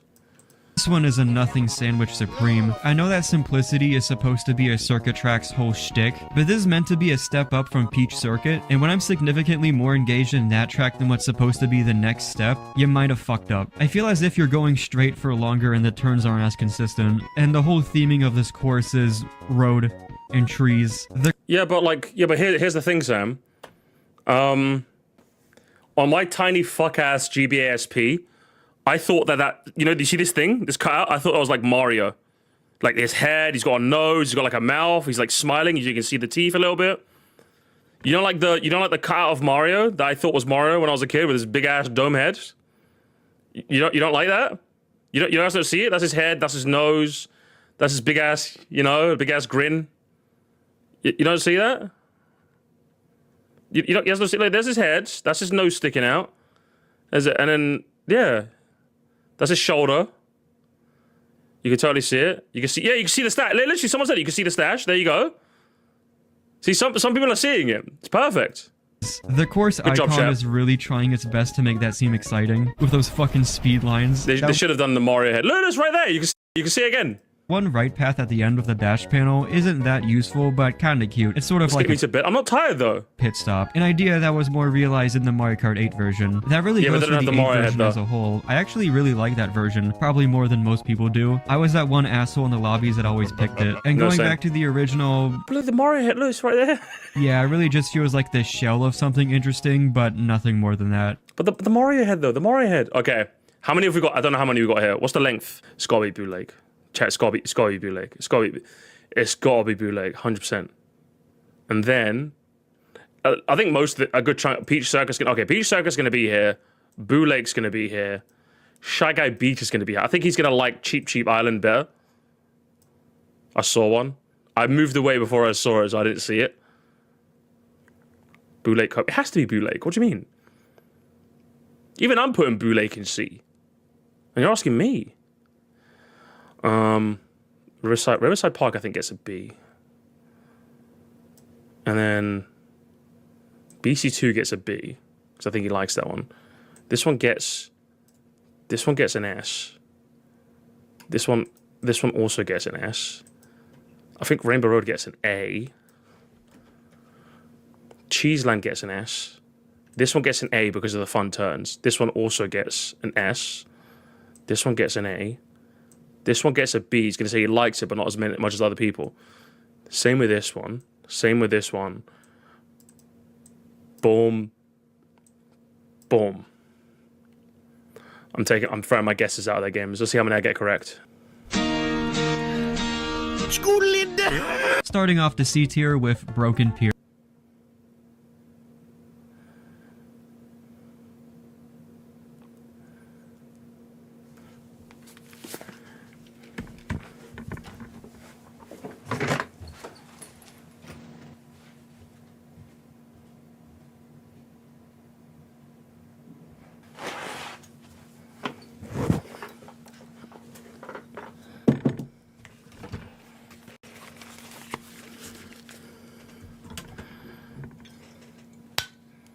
It's what now? Sorry, my eyes must be playing tricks on me. Sorry, you meant smoke and schmear, right? That's what you meant, right? He's made a mistake, guys. He's made a mistake, okay? Here. So I was pretty harsh when I covered this in an older video that too many people watched, and that's because I actually didn't play it for the video. Oops. Wait, what the fuck? Hang on! But even too many people watched, and that's because I actually didn't play it for the video. Oh, what about that? Send him off! Send the drinking age off! Get him off the field! That was diabolical! I'm even more mad now. Off the field! That's just typical of what it is! Get him walking! Yeah. Bombs up, gamers. You did this to me, Sam. You drove me to drink. Oops. But even now, I still don't think I'm a huge fan. It has some interesting ideas for sure. I've grown to appreciate the core of this track being a broken pier. Like, they took a well-built normal racetrack and punched some holes into it. And there's ramps scattered in unconventional spots, so you have to put caution into the angle that you hit the jump. If that was all a broken pier, it would have been a fun and focused obstacle course. But the booze make you go. Literally. But then they just kept adding more and more sauce until they drowned the food. Unfortunately, you better stop with that popcorn mess. There's also these ghost bridges that appear when you stand on them that provide shortcuts. I guess they're cool, but I don't really feel like it when I use them. It's honestly more fun taking the main unstable path than driving straight on these bridges. Oh, so you don't care for the shortcuts? What do you think you are, so musty? Who do you think you are, me? Fuck you. They're not intrusive to the course though, so their inclusion is whatever. What is intrusive, however, are these boos. Fuck these boos. Getting enough coins to get the extra tracks is hard enough. I don't need these shitheads taking a bunch of them away. Wow!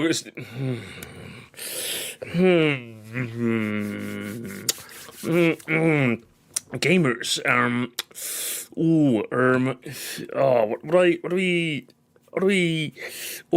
don't know, gamers. The pseudo 3D awkward presentation of Super Circuit makes it difficult to know where they actually are. It feels like they put too many ideas into one course with not much I don't know.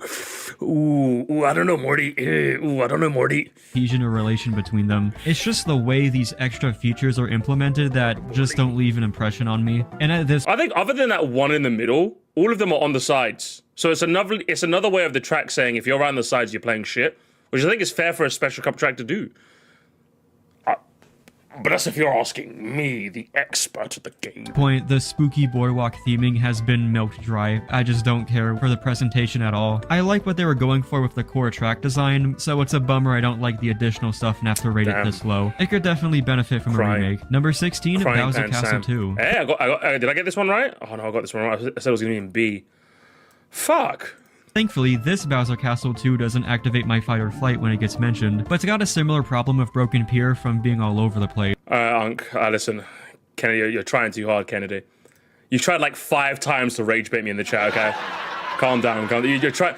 You're rage farming. That's what you're doing, Kennedy. Calm down, okay? Calm down. They just threw a bunch of shit inside a box. On the other hand, though, also like Broken Pier, the disorienting feeling of the course opens up room for experimenting on what you believe is the most optimal path. I kinda like the section where there's all these ramps. You need to analyze the length of the lava pit and decide whether you'll be able to make it across normally or if you'll need a mushroom to get the extra distance. There's also this one dash panel you have to make sure you use from the right angle so you don't run into parts of this wall that don't have guardrails. There's a lot of pre-calculations involved in this track. It's kinda cool. Even though this course is also too busy with different mechanics, I think they have somewhat better chemistry with each other. But it's still kinda bloated at the end of the day, and it's harder for it to really stand out when you're a Bowser Castle and Super Circuit. A fair challenge all things considered, but the execution for each of these challenges vary. And you're also sharing the same theme as 2 of the best tracks in the game, which is unfortunate. All these jumps, it would benefit a lot from a modern game that has a trick system, but it's been avoiding those games like the plague. Even its most recent appearance in Tour has an automatic trick system. You got a free Bowser Castle too. Let him do tricks. Number 15, Yoshi Desert. Ooh, I said that was gonna be in B. God, I suck at guessing. What the hell? Yoshi Desert's fly. You don't like it? The first of many desert courses of this archetype. Everyone's favorite. But you know what? This one's actually kinda interesting. First, I want to address the Yoshi Sphinx. Love that. I like this one box where you need to jump inside to grab the coins. Everyone always talks about the Sphinx. Excuse me. No one talks about the Star Pyramid, though. All I'm saying, guys, is it okay if I ask questions? I'm just asking, is it okay if I ask questions? Because who built these pyramids? I just want to know. Who built these pyramids? Because we know who built them in our real world. Who built them in the Mario world? Very curious. It was the Mario aliens? I think it's funny that they had to make the coins orange in this level, so they wouldn't blend into the sand. I think they should have kept them yellow. It would have been annoying, but mad funny. There's also this cool shortcut off the side of the oasis. It's a pretty hidden shortcut and hard to pull off properly. And overall, the turns don't feel all that bad. What holds it back for me is that, unsurprisingly, I don't care for the theme, not really a desert guy, and these piranha plants in the quicksand, they hurt the soul. Even when I stop— Oh, what do you mean? Really? They're like the coolest... Is this like the first ever documented like type of hazard where instead of like black screening and like, or like Lakitu going, they just like, they eat you up, they spit you out, they put you back on the track. I really like these. I think they're quite cool. Stop running into them, I'll pass by them and think to myself, oh, those fucking assholes. Yoshi Desert is okay. I really wish Mario Kart World went with this instead of Desert Hills. You know, you could have been able to drive up to the Yoshi Sphinx and maybe the course wouldn't be ass. Number 14, Peach Circuit. I'm not gonna lie, I think this is on the higher end of beginning tracks in the series. Sure, the environment feels a bit bare bones, just being a grass field, but I think the peach trees are a cute touch. You might think they're oranges, but believe it or not, peaches can actually be orange. Tune in next video for more fruit facts. If I don't see a fruit fact in your next video, I'm unsubscribing. The circuit looks very basic at a first glance, but it's surprisingly engaging. It immediately starts with a decently sharp left, and then goes into this wavy part, and continues to have some fairly stimulating turns. It's nothing crazy, but I much prefer this type of beginner track over an oval, or figure 8. Or figure 8. This is pretty effective at warming the player up for a Mario Kart game that's a lot more demanding of your skills. And that's it? Oh shit, that's it? So I've still got Broken Pier and Shy Guy Beach I put in C. I think I'll move on to B then. Do I change my predictions? Any predictions? Okay, I think Lakeside's going to be A. I think... actually. I'm changing some around. I'm thinking Shy Guy Beach, then Boo Lake. Hey there, dog. What's up? Number 13, Cheap Cheap Island. I got the beach, but the wrong beach. No! This course switches between narrow boardwalk sections and wider beach sections. This serves to ease the tension every now and then. It is a tropical, relaxing setting after all. You don't need to be stressed out the whole time trying to avoid plunging into the ocean. And it's nice to have parts where you can blast through the sand with some mushrooms. I find this one split path pretty interesting. Just below SGB. I mean, honestly, I think that's. I'm just saying. I think that's based. I'm just saying. I think that's. If you ask me, I think that's pretty based. I've always thought SGB was better than CCI. Did not care for it. Did not care for CCI. I always thought SGB was better, folks. It uses the beach theme. This is in the middle of an otherwise quite tough lightning cup.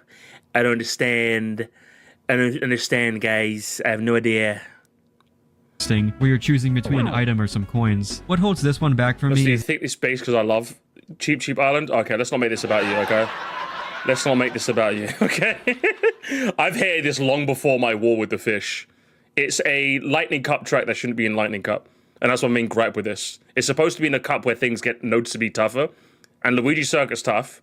Sky Garden ups the toughness. Then you have this cheap island-shaped hole in the middle, which is a theme that's already been done. And then you have Sunset Wilds, which is decently tough. Why is this here?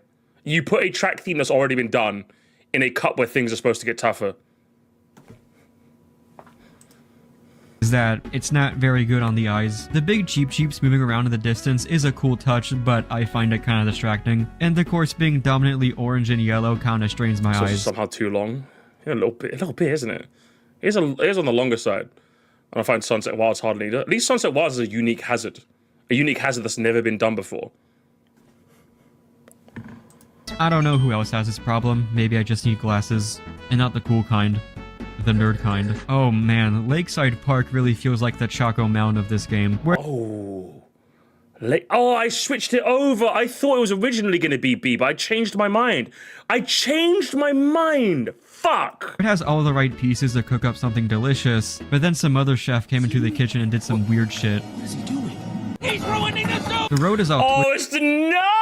Sam, you're bad at the game! Sam, you're bad!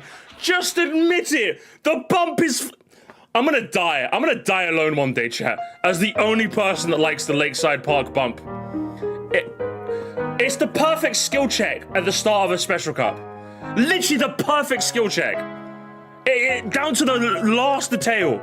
There is one unforgiving bit where if you haven't mastered the turn, fuck you. And that's, what a wonderful way to start the cup, with a big old fuck you. Come on, man. Twisty and turny. It feels great, and it's such a strong opening to the Special Cup. I like Choco Island for that same reason. Yes, I just like it when the track's like, fuck you, get good at the game. I'm like, okay, my bad, bro, my bad, OG. And listen, I'm beating the nostalgia allegations because I have no nostalgia for 64, and I like that about Choco Island in that game. And it staged like one very well, with a distant volcano erupting and firing lava rocks into the ground. All you assume is just one instant gratification. Really cool. I used to think the rocks it just were the never most ends with this annoying guy. shit, but they become more predictable if you pay attention to the dark spots on the ground. I still think they're kinda annoying, but I can at least pass it off as a me problem. But of course, there is one part that grinds my gears, rustles my feathers, shreds my balls, and it's where the Choco Mountain similarities make more sense. Because this course also thinks it's so fucking funny for having a ramp at the edge of a turn that pushes you back 15 seconds. No, guys, I promise I'm not bad. Guys, I promise. Please, I'm begging you. I'm not bad. I promise, please, guys, please, I'm not bad. Thinks it's so fucking funny for having a ramp at the edge of a turn. Guys, I promise. Easily dropping you from first to last place because of one goof up. I wanted to be clear that I stopped falling for this a long time ago, but that doesn't mean you just pretend it isn't shit. I know it is a Special Cup track, but there are healthier ways to add stakes than Sisyphus. It's just very tacky. How I would fix this is that you can keep the ramp, but have it lead into the lake, so that you still get punished by waiting for Lakitu to fish you out. It's still a setback, but only as much as it needs to be. Yeah. You're not wrong. It's also not as funny though. Two will then drop you off somewhere before that jump, so the player gets excused for now, but the player will now know that they need to turn better in the next lap without needing to start over. It'll help put the player in the right headspace. It's like if a comedian told a problematic joke that I found funny. You pointing out as problematic isn't wrong, but at the same time, like, it made me laugh. And we're at a comedy club where you expect that sort of, you know what I mean? That's how I feel. You're at a comedy club for a comedian that you know is like a bit raunchy. He tells a bit of a raunchy joke. You're like, you shouldn't be telling those jokes. I mean, it's true. But like, you came to the So Musty stream and didn't expect me to say skibbity toilet. Like, you know what I mean? Like fair enough if you're annoyed. I'm just like, El skibbity? Like, and messing up will still give you a fighting chance in the race instead of having to quit. When it comes to adding high stakes in a race course, it's important to give the player enough room for redemption when they mess up. Getting the death sentence because of one fart is just annoying. That simple. But what makes this course such an enigma to me is that it immediately follows up with some of the coolest shit in the whole game. Sam, man, you know what, Sam, you're forgiven. Is Sam gonna point out probably one of the coolest shortcuts in the game? Easily one of the best parts about, like, he knows. Does he know about the thing? And you know the devs put this here on purpose. You just know it. You just know it. After getting launched by this big jump, there's another piece of a ramp on the far right corner that lets you take a huge cut on the map, and I love how it feels when you can seamlessly maintain your momentum. Lakeside Park definitely understood the assignment, to be the gatekeeper that only allows the pro gamers in. But again, it feels like there were two cooks in the kitchen, and one of them was brewing some suspicious stew. Number 11, Boo Lake. You know, fair analysis, I guess. I don't know, I guess I'm learning that, you're just too sensible, Sam. You're just too fucking sensible, man.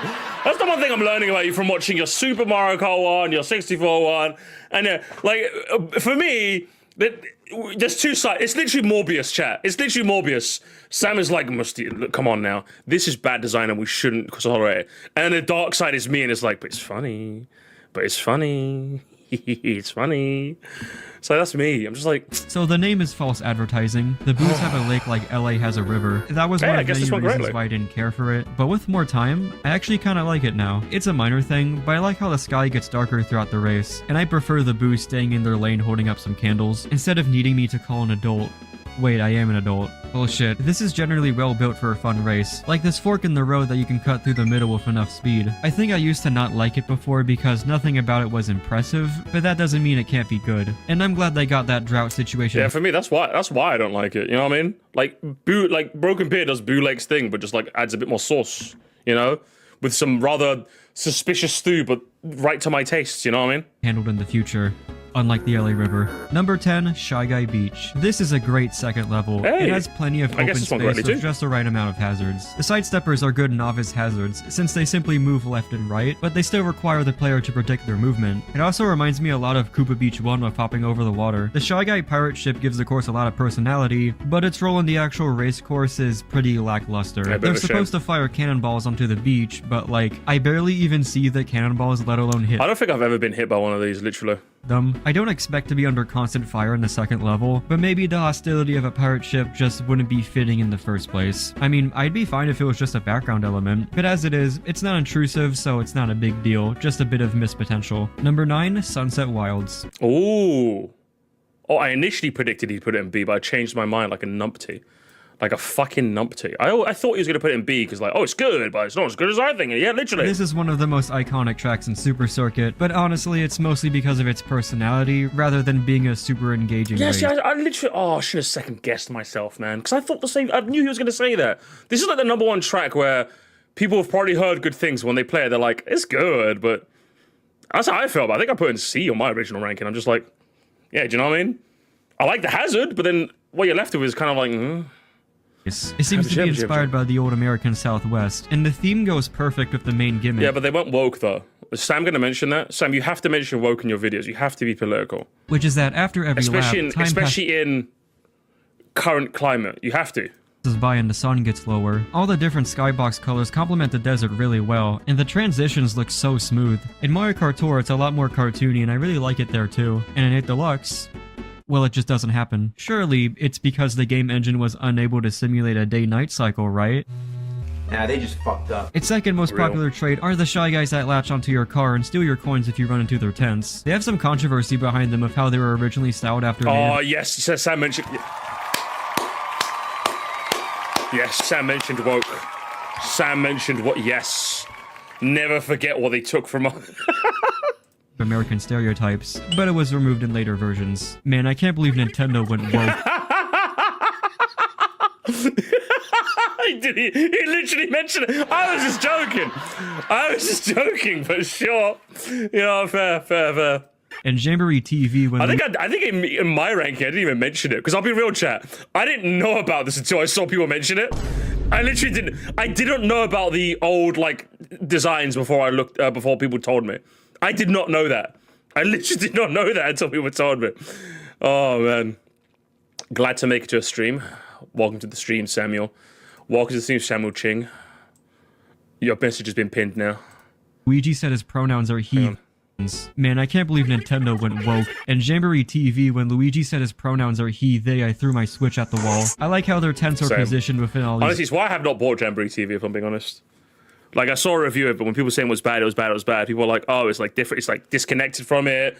Bowser TV is not that fun. Luigi has like he, him on a bet. I was like, yeah, you know, it's not dash panels. It has you be more cautious with your steering while being at high speeds. The rest of the actual course is, while still good, it doesn't quite hold up to the atmosphere. The turns are fine. This one part where you need to hop over bumps for speed boost is kinda neat, but that's about it. Also, yeah, there's 8 of these that got an A or higher. Shit, real?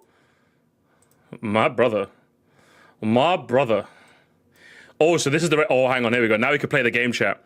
So this is what we're looking at. Okay, so this is what's left. So we've got 5. It's a 5. We're playing a 5-3 formation. So this is the formation. Okay. If I get at least half of these right, I'll gift 5 subs. Like position and tier. And tier 5, position and tier. I'll say 4. I'll split it down the middle. I'll say 4. There's 8 left, 4. And at least 4, and then I'll gift. I'm thinking it has to be. I'm thinking this is a lock, chat. This is a lock. 100%. Rainbow Road, BC4, BC3. The order is determined, but like, I think it has to be these 3. Maybe Sky Garden. I'm thinking like we drop one of these. Which one do we drop, chat? Which one? We have to drop one of these. I'm thinking Sky Garden's gonna be the weirdo shout. Or maybe Cheeseland. Oh, okay. 100% it goes, it's Riverside or Luigi Circuit 8th. I think Ribbon Road does not make it to S. These are the 5 that I think are definitely S. We have to drop 2. I have to drop 2. I think BC3 is definitely up there. Cheeseland 8. You don't think Cheeseland's S?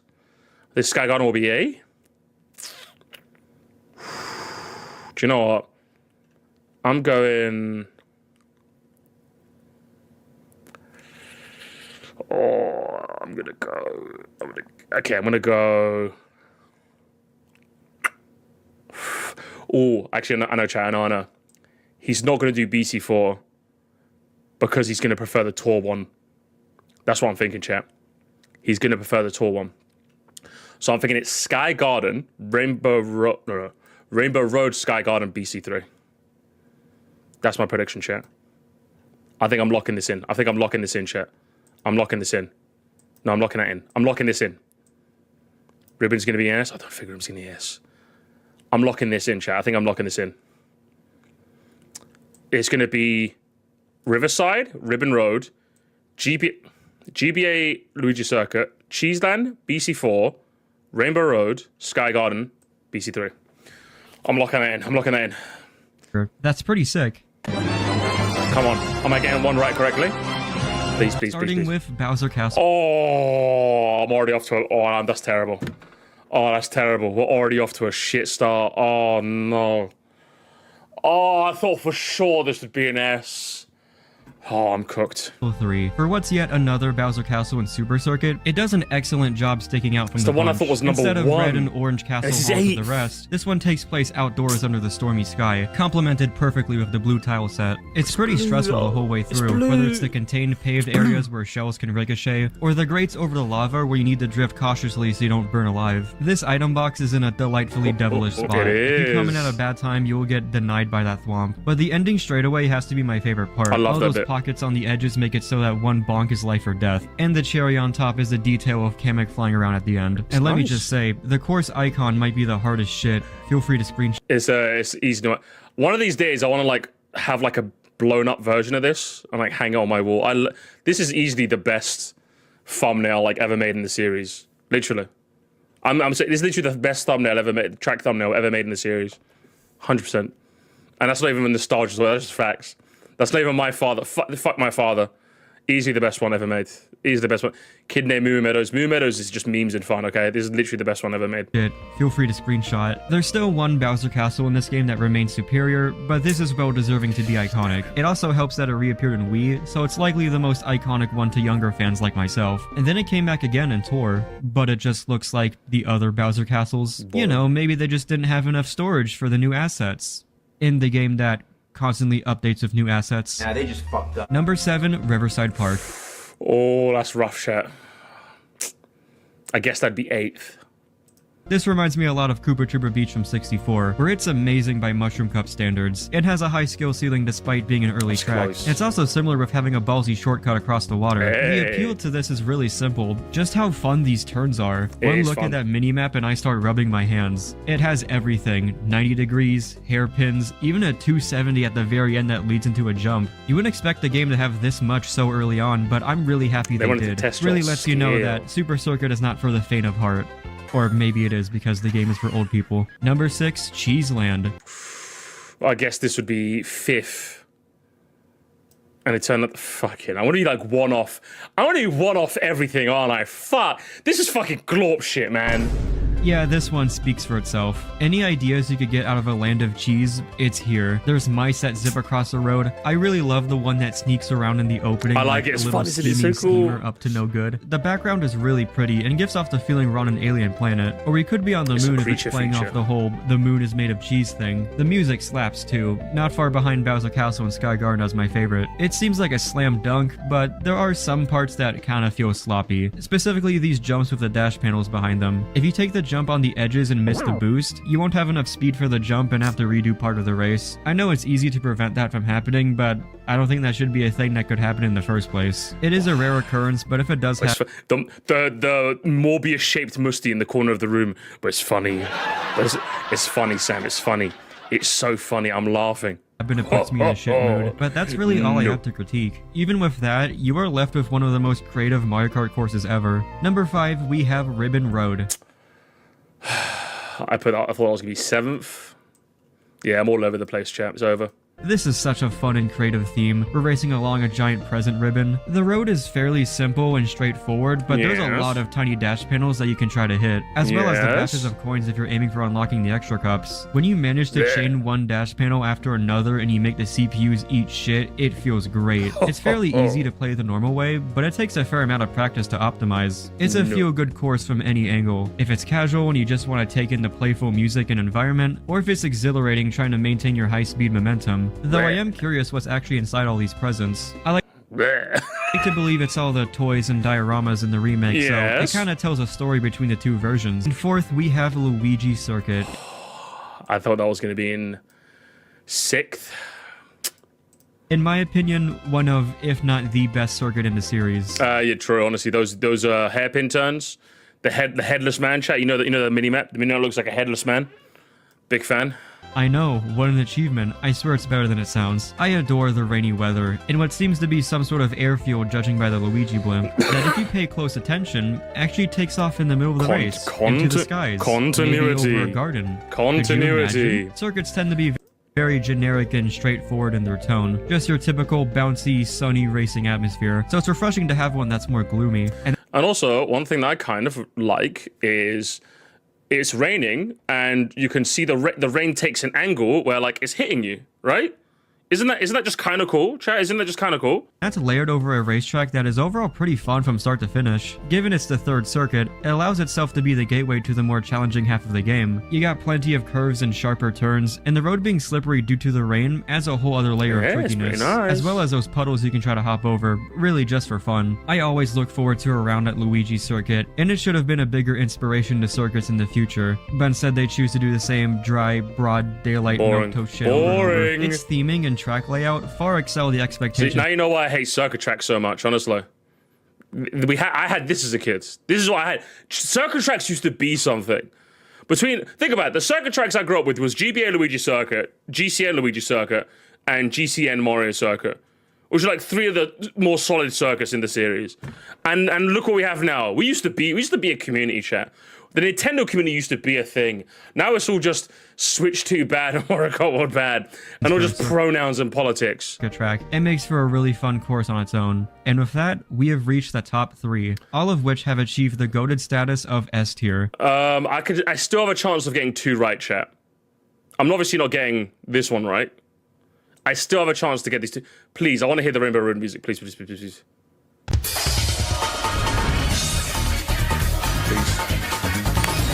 At least let me get 1 right.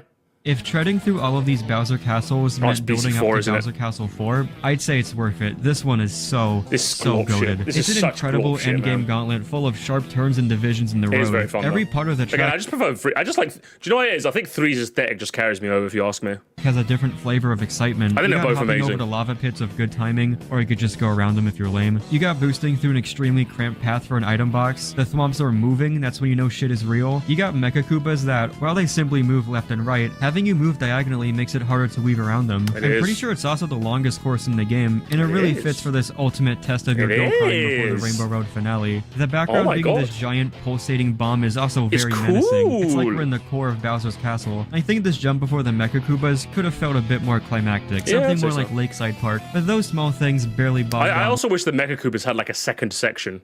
You know, like if there was 2 sections of the Mecha Koopas. I like the Mecha Koopa section. It's just over before it begins, you know? Like a second area where they're all walking around would have been quite cool. What is a fantastic Bowser Castle? And while I'm here, I gotta mention the tour version. Adding even more dangerous shit in this entire wall is in debris like the bomb just blew up. That makes it one of my favorite course remakes ever from how it tells a story between the two. Sure glad you can only play it for 4 weeks every year. Oh well, I'm still having a blast with the original version. I can play whenever I want. And in second place, Skygun. if there's any racetrack that is whimsy... Oh my god, gamers, yes! Oh my god, I got 1 right. I got one right, gamers. Oh, it's beautiful. I got one right in my predictions, baby. Let's fucking go. I would like if any GBA boss calls got the SNES Mario Circle treatment, where they combine them into one. Oh, that'd be so cool. That'd be so cool, wasn't it? That'd be so cool. Incarnate, it's Sky Garden. Everything about this just feels so contagiously optimistic. From the enchanted... I'm the one guy. I'm the one guy that got third place on the podium that's shamelessly celebrating. And like first place and second place are just like, fuck you mean, bro? You only got third. I'm like, don't care, bro. Don't care. I'm here. To the music making you feel like the sky's the limit. And it's this optimism that really fuels the player into doing some real tricky shortcuts. There's a cut through the clouds where you not only need a mushroom, but also have to hop in between the gaps. It's cool, and here isn't we have it? both a small jump if you want to play it safe, or take a bigger one right next to it, but you have to make sure you carefully land onto this vine bridge. And pulling off all these wild tricks adds even more to that optimistic atmosphere, making you feel really proud of what you just did. This is just one of the I think this was like one of the first tracks I ever did like big shortcuts on. Like it was this one. I remember that it was literally, I think, oh my God, I remember. Oh, I'm taking myself aback, chat. I think the first time I discovered that bumps would send you miles away if you had a mushroom was this item box. Because I remember there was one time where I tried to use a mushroom so I could bounce on this to grab another item. And that's when I'm like, what the fuck? You could jump super high? And that's when the discovery period happened, chat. And I decided to take that everywhere. And that's when I was like, what tracks can you bounce on? What tracks can you not bounce on? And that's how I muscle memoried every single shortcut that I know in the game. Literally this one bump. Good tracks ever. I feel like it needs to be restated how much I absolutely love the music. You don't even need to play the course to get into a cheery mood, just listen to the music. I will say, as someone who's been playing you're playing the DS version. DS for a lot longer, my love for this course definitely stems from its appearance in that game, but I'm really glad to have experienced its roots. It's just as fantastic here. This would be the perfect segue to shit on more remakes, but let's not, because now, as we get to number 1, I want to get to talking about a genuine... at least GBA Rainbow is number 1. I'll take it, games. Masterpiece of a racing game level that I wish I discovered a long time ago. I'm telling you, man. I would go as far as to say, of course I would say this, I would go as far as to say this stage is a litmus test as to whether you're a real Mario Karter. Because like your Mario Kart status is entirely contingent on whether you like this track. I'm staking my claim. I'm bad to the bone, okay? Your entire status is contingent on whether you like this track or not, okay? Okay, bro. Yeah. Can we kill that guy? Yeah. Sean Potter shot in Detroit.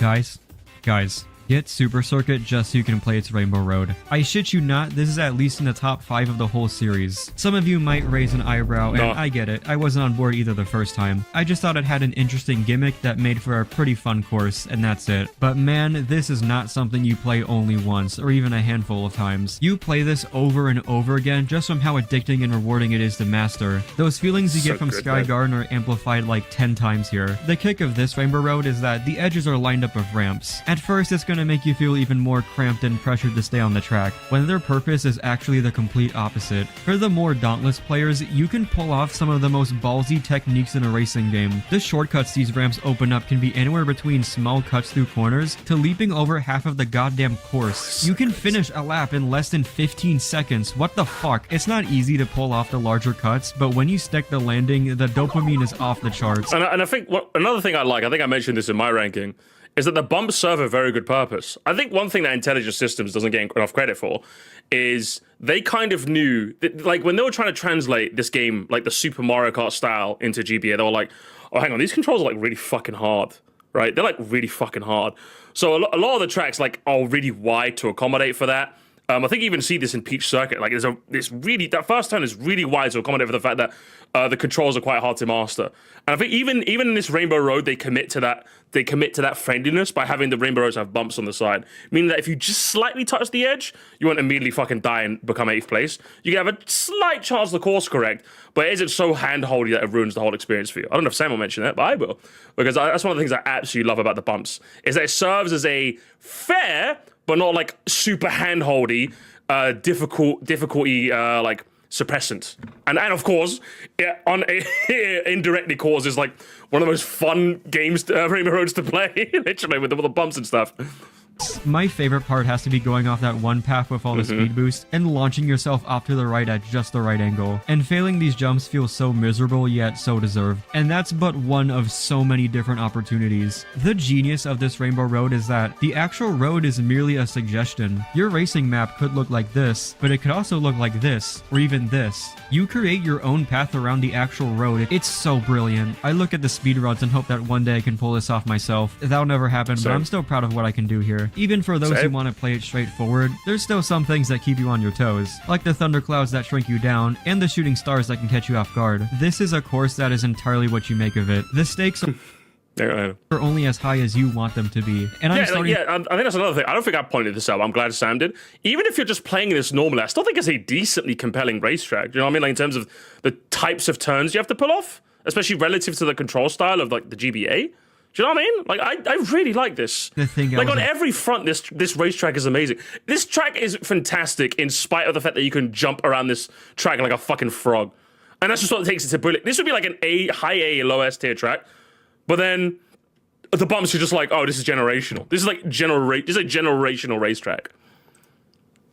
Bit too like if I was ever to, I'm never going to do this by the way, but if I was ever to like rank every course in the series, this is like top 10 easy. Do you know what I mean? Of every course ever made in the whole series, this is top 10. It's no 64 Wii or so 3DS good, man. Rainbow Road music, but I still think it's really effective at sounding like you've reached new heights as a player. And the icing on the cake, peak fiction is mentioned. Nothing compares to the way Super Circus Rainbow Road makes the race entirely your own, playing by your own rules. It's the best course in this game by a considerable margin, and is one of the most intuitive race courses in the whole series. I cannot wait for them to fuck this up in a remake. Same, true. I can't wait as well. That's why I'm not particularly upset about this one not coming back. Because look me in the eye right now and tell me they bring this back in all its crazy glory. Look me in the eye right now. They're not going to do it. I'd rather you never bring this track back, and then instead of making a version that doesn't do this. Honestly, I'd rather you just never bring just give me GCN Rainbow Road. Just give it GCN. I don't care. Road, in a way, is a summation about how I feel about Super Circuit as a whole. At first, it feels like you're gonna... Mario Kart World could do... If there was like give it its own like vibe with like the parkour stuff, oh, that could work actually very hard. Now that I'm thinking about it, yeah, you're right. Get kicked into the ground from every tiny misstep and can feel really discouraging. But when you really put in the work, fine-tune your way around that steering wheel, you learn how to break apart each of these racetracks. You can go from the game overwhelming you to you overwhelming the game. And unlike Super Mario Kart or Mario Kart 64, there's very few bullshit that gets in your way. Yes. And with the items being a lot more tame compared to the chaos of modern Mario Kart, there's something novel about having a Mario Kart that's a lot more skill-based. This game is very... Oh my god, I said the same thing! I said the same thing! It's really nice when you go back to the slippery era of Mario Kart, and the game's just like, hey, you have to work for your skill. That's easily one of the best things about playing the older games. It's what I appreciate about Super Mario Kart, even though... I didn't play that game until an adult. I really like that. Like, oh, it's like Super Circuit, and that you just have to get fucking good, bro. You know, you don't have to get good in a modern Mario Kart game. You're just good by default, and you get better. And these were they wanted to work for that bitch, but I'm like, yes, come on, man. Put some hair on your chest, man. It's not some unspoken masterpiece. On rare occasions, the game just says, fuck you. The CPUs are still a mild annoyance. Everything surrounding the extra tracks are kinda icky, despite the unlocking method being fun. And in general, this game doesn't really make as big of an impact as other Mario Karts have. Sorry, I did want to pause real quick, Sam, because I didn't want to, like, acknowledge the super chat while you're talking, but I'll acknowledge it now. Gamers, if I had a nickel for every single time someone came into my chat to apologize for something they did in regards to me, I would now have 2 nickels. I would now have 2 nickels. Which, and I mean it when I say this, chat, which isn't a lot, but it's strange that it happened twice. Having no new characters or items and such, it does make a difference in the smaller mechanics like the Red Shell AI, and that's very much appreciated. At the same time though, I don't think it needs to be impactful in order to be good. Sure, this can be boiled down to just being vanilla Mario Kart, but to be a Mario Kart is to be a damn good time. This makes it easy for a lot of people to not give Super Circuit much attention, especially when this game might not be the best at first impressions. It's not the type of game that will hook you immediately. Okay, I will say this though. Whether a reviewer likes Super Circuit or not, I would say is the litmus test as to whether they're a good reviewer. I think that's fair. When I say you liking GBA Rainbow Road is the litmus test as to whether you're actually a Mario Kart, like I'm acknowledging I'm being a cunt when I say that. I think it's fair. I think it's genuinely fair for me to say it's the mark as to whether someone is a competent reviewer or not. Genuinely. I think that's actually really fair for me to say. Because everyone who's played this game enough from like start to finish, like 0 to like 100, has acknowledged that there's a point where it just goes and like you click. Do you know what I mean? Sam's not the first to say, and he won't be the last. And I think it's a good litmus test as to whether you could genuinely tell the chops of a reviewer. Like if they gave this game its fair shake, you know. I haven't talked because it would just be does he know starting from Broken Spirit. Fair. I appreciate the 5 though. But it is definitely worth the practice and patience. You might come to the same conclusion that Super Circuit is a fairly simple but pretty good fucking 7. That's all I can ask for. That's all I can ask for. Let's go. Let's fucking gamers. If there was ever a time where I'm unironically saying the video man agrees with me, it's with this one. It's from my childhood, okay? Normally I don't care if the video man agrees with me. It's your opinion versus mine. We're two totally different people. But if you're asking me right now, chat, it's 7 out of 10, and that's the best thing that I could ask of Sam. Just Sam. Entry in the series. And to show you how important it is that you let it cook, this is what the score would look like based on my early impressions. See, and that's how you can tell, gamers. He's a review. I always grouped the first 3 games together as the sort of rocky start of the series, and Double Dash was the first where the wheel really started rolling. But it turns out that it was Super Circuit that started to shape the series into its greater self, and it deserves way more credit. With all that said, Double Dash does curb stomp Super Circuit. Fair. But that's for another time. Your homework is to go try out some Super Circuit. If you got the online... Hey, you heard him. You heard him. Guys, you heard him. Why the fuck you still here, bro? Expansion pass, it's right there for you. But personally, I would... Oh, he's asleep. Look into homebrewing your... Oh my god, yes! Yes! I'm telling you guys, I'm telling you, if that's not a reason to subscribe, it's surprisingly easy, gamers. It's surprisingly easy to mod your 3DS, baby!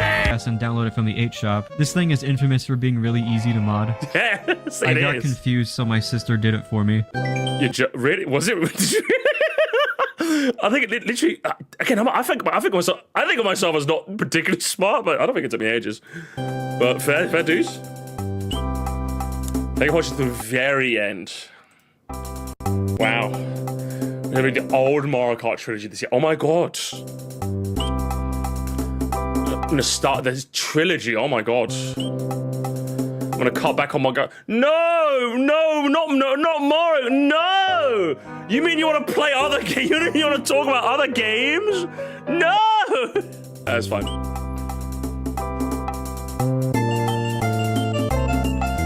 Oh, more Mario Kart slop. More Mario Kart slop. No.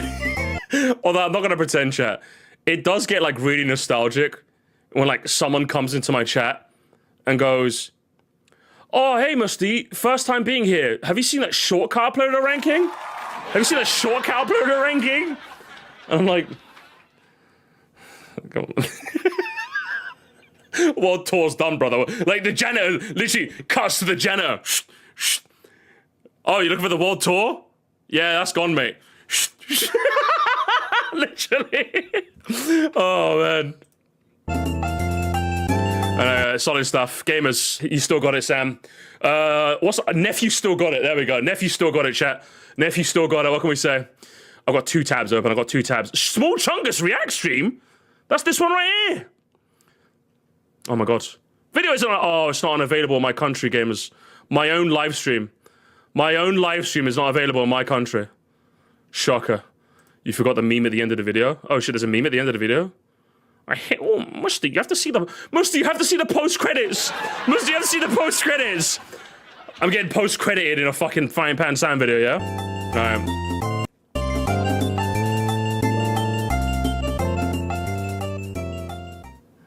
The game starts off with the most plot I've ever seen. Wait. People find me defensive, don't they? Okay, I don't want to get in trouble, so, I'll start again. So the game starts off with the most Down syndrome plot. Oh, what about that? Send him off! Send the dirty off! Get him off the field! That was diabolical! Get him off the field! That's just typical what it is! Get him walking! Okay, hang on.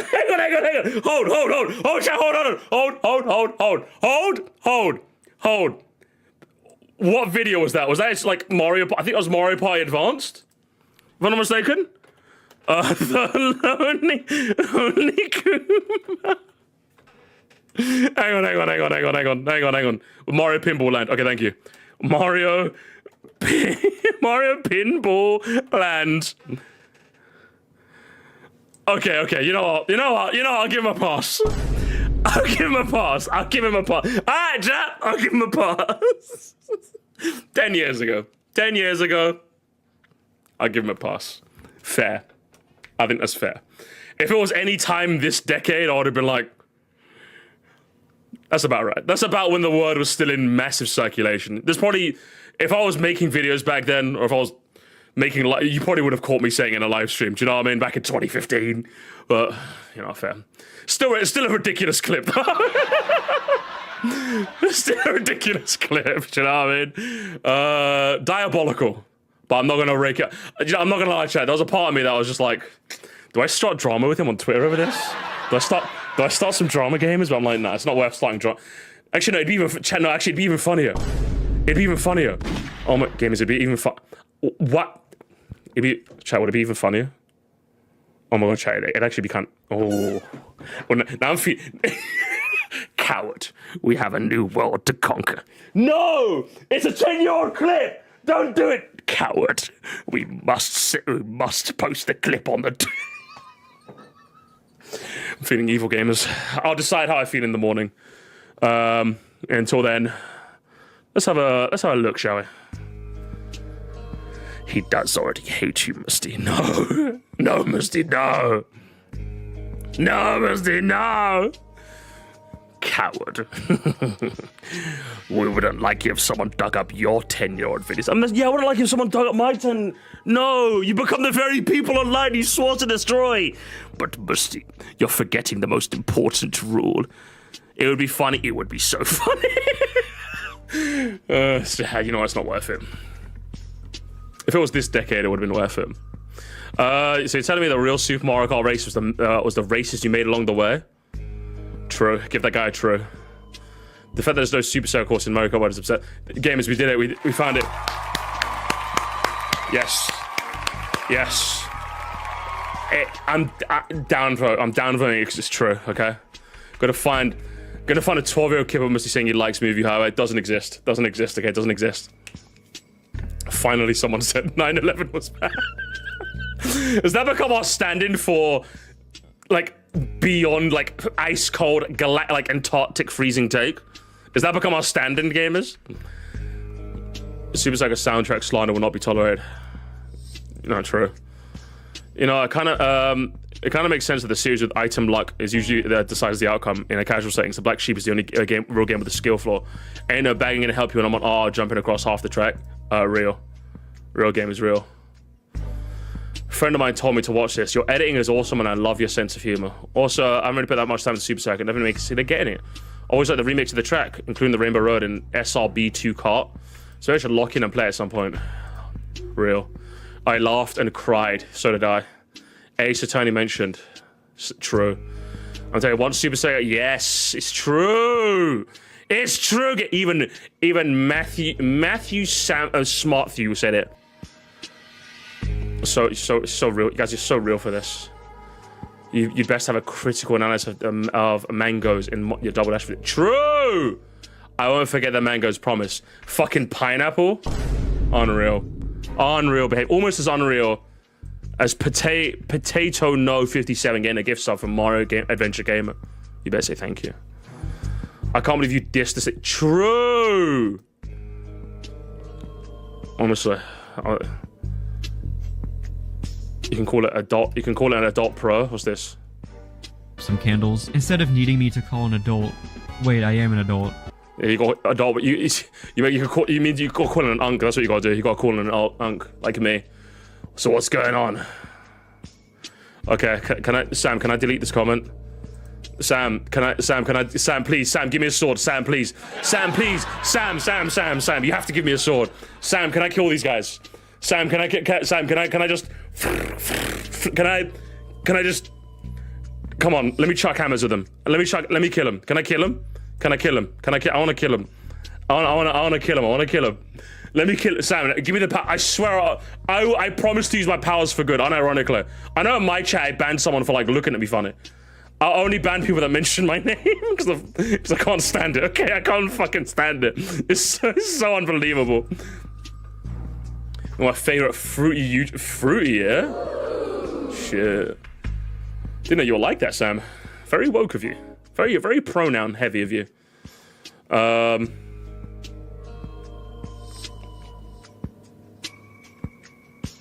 What else have we got? Soup or circuit? I'll have the soup, please. I mean, it's kind of funny how other comment section of Mario Kart videos now mention you. Got the same thing a couple of times. Benji, can we kill him?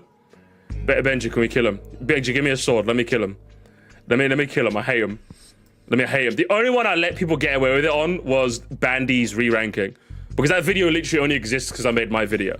So I'm like, okay, that's kind of fair. It's kind of fair that people mention me on a video that's kind of only exists because of me.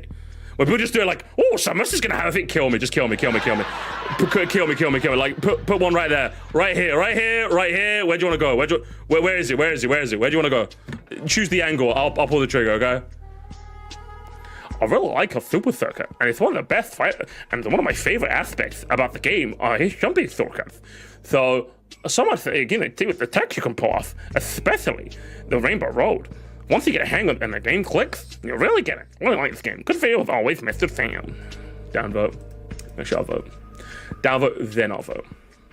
Then downvote, then I'll vote. That's what I'm gonna do. Sam, y'all love your editing stuff. He's just a zoomer. I'm not gonna just the zoomer humor. Never, honestly, never say that I don't like the zoomers. Okay, I like me some rapid paced memes. Okay, it just hits me in the right way sometimes. Okay, hits me in the right way. I wish I could do it, but I can't. All right. I never realized why I like the GBA so much. They mentioned the saturation and sound quality. It's just, yeah, actually, to be fair, I don't think I had the words for it neither until Sam mentioned it. So do you know what? Fair. Imagine he actually ranks the extra tracks. Skull emoji. Sam, you know what to do. Sam. You know what to do. Okay. Hey, this is my favorite comment. Chat. I was just looking for that. If I'm being honest. Yeah, everyone's just being nice. Everyone's just being really nice. Okay. Everyone's being. I recognize too many people here. There's too many of you guys. Okay.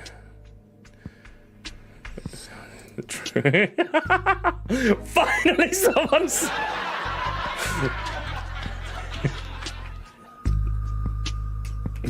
Great stuff as always, Sam. Tabiyoshi, therefore. Charlotte. It's one of your friends. And she hates me. I'm downvoting it. This person left me a mean comment once. It probably wasn't even... Actually, it wasn't even that mean. But it was kind of mean. But it was a little mean. But it was kind of mean. Holy crap, Lois. It's a super circuit. Holy crap, gamers. Yeah, there's too many nice games. I can never really get in touch with the controls. I never found a motivation to give them a chance. Common Mad John L. Oh, yeah. Sam, give me a sword. Let me kill him. Sam, let me kill him. Fair controls. Oh, and you were nice to him?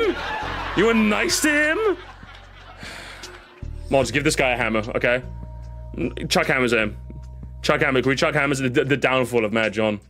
And he gets to have a reply? What a sick joke. I'm gonna realize that Luigi's hitting the Elon Musk. Is Luigi hitting the Elon Musk? Or how mediocre the actual tracks are. I still listen. He's very clearly pointing, okay? He's very clearly pointing. You can see that hand. Shut up. He's clearly pointing. He's like, reach for the sky. Do you know what I mean? He's pointing. It was a different time, guys. It was a different time. Stop. Mods. Hey, delete the comment. Okay. I'm lying. If I had a sword, I'd kill this guy. This is why Reddit banned Luigi. Literally. Oh, no, you're kidding. Yeah, true. It's objectively the third best Mario Kart game. Objectively mentioned, gamers. Yes. I don't think it'd work in a modern Mario Kart game. Maybe Mario needed a checkpoint on modern games. I'd say so.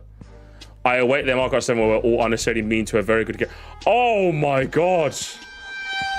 That no, honestly, these are the worst ones, chat. Oh, I can't wait for the video where I already know what your opinion's gonna be. Oh, can't wait for you to be mean to my game. Yeah, 7's ass, bro. Okay, it's not ass, but it's not that good. It's kind of good, but not. You can almost say it's Mario Kart mid. All right. Yeah, the biggest problem with GBA Rainbow Road in the modern game or any free game is that you can't get launch scenes for earnest for classic Frank Panther. He dodges. He dodges.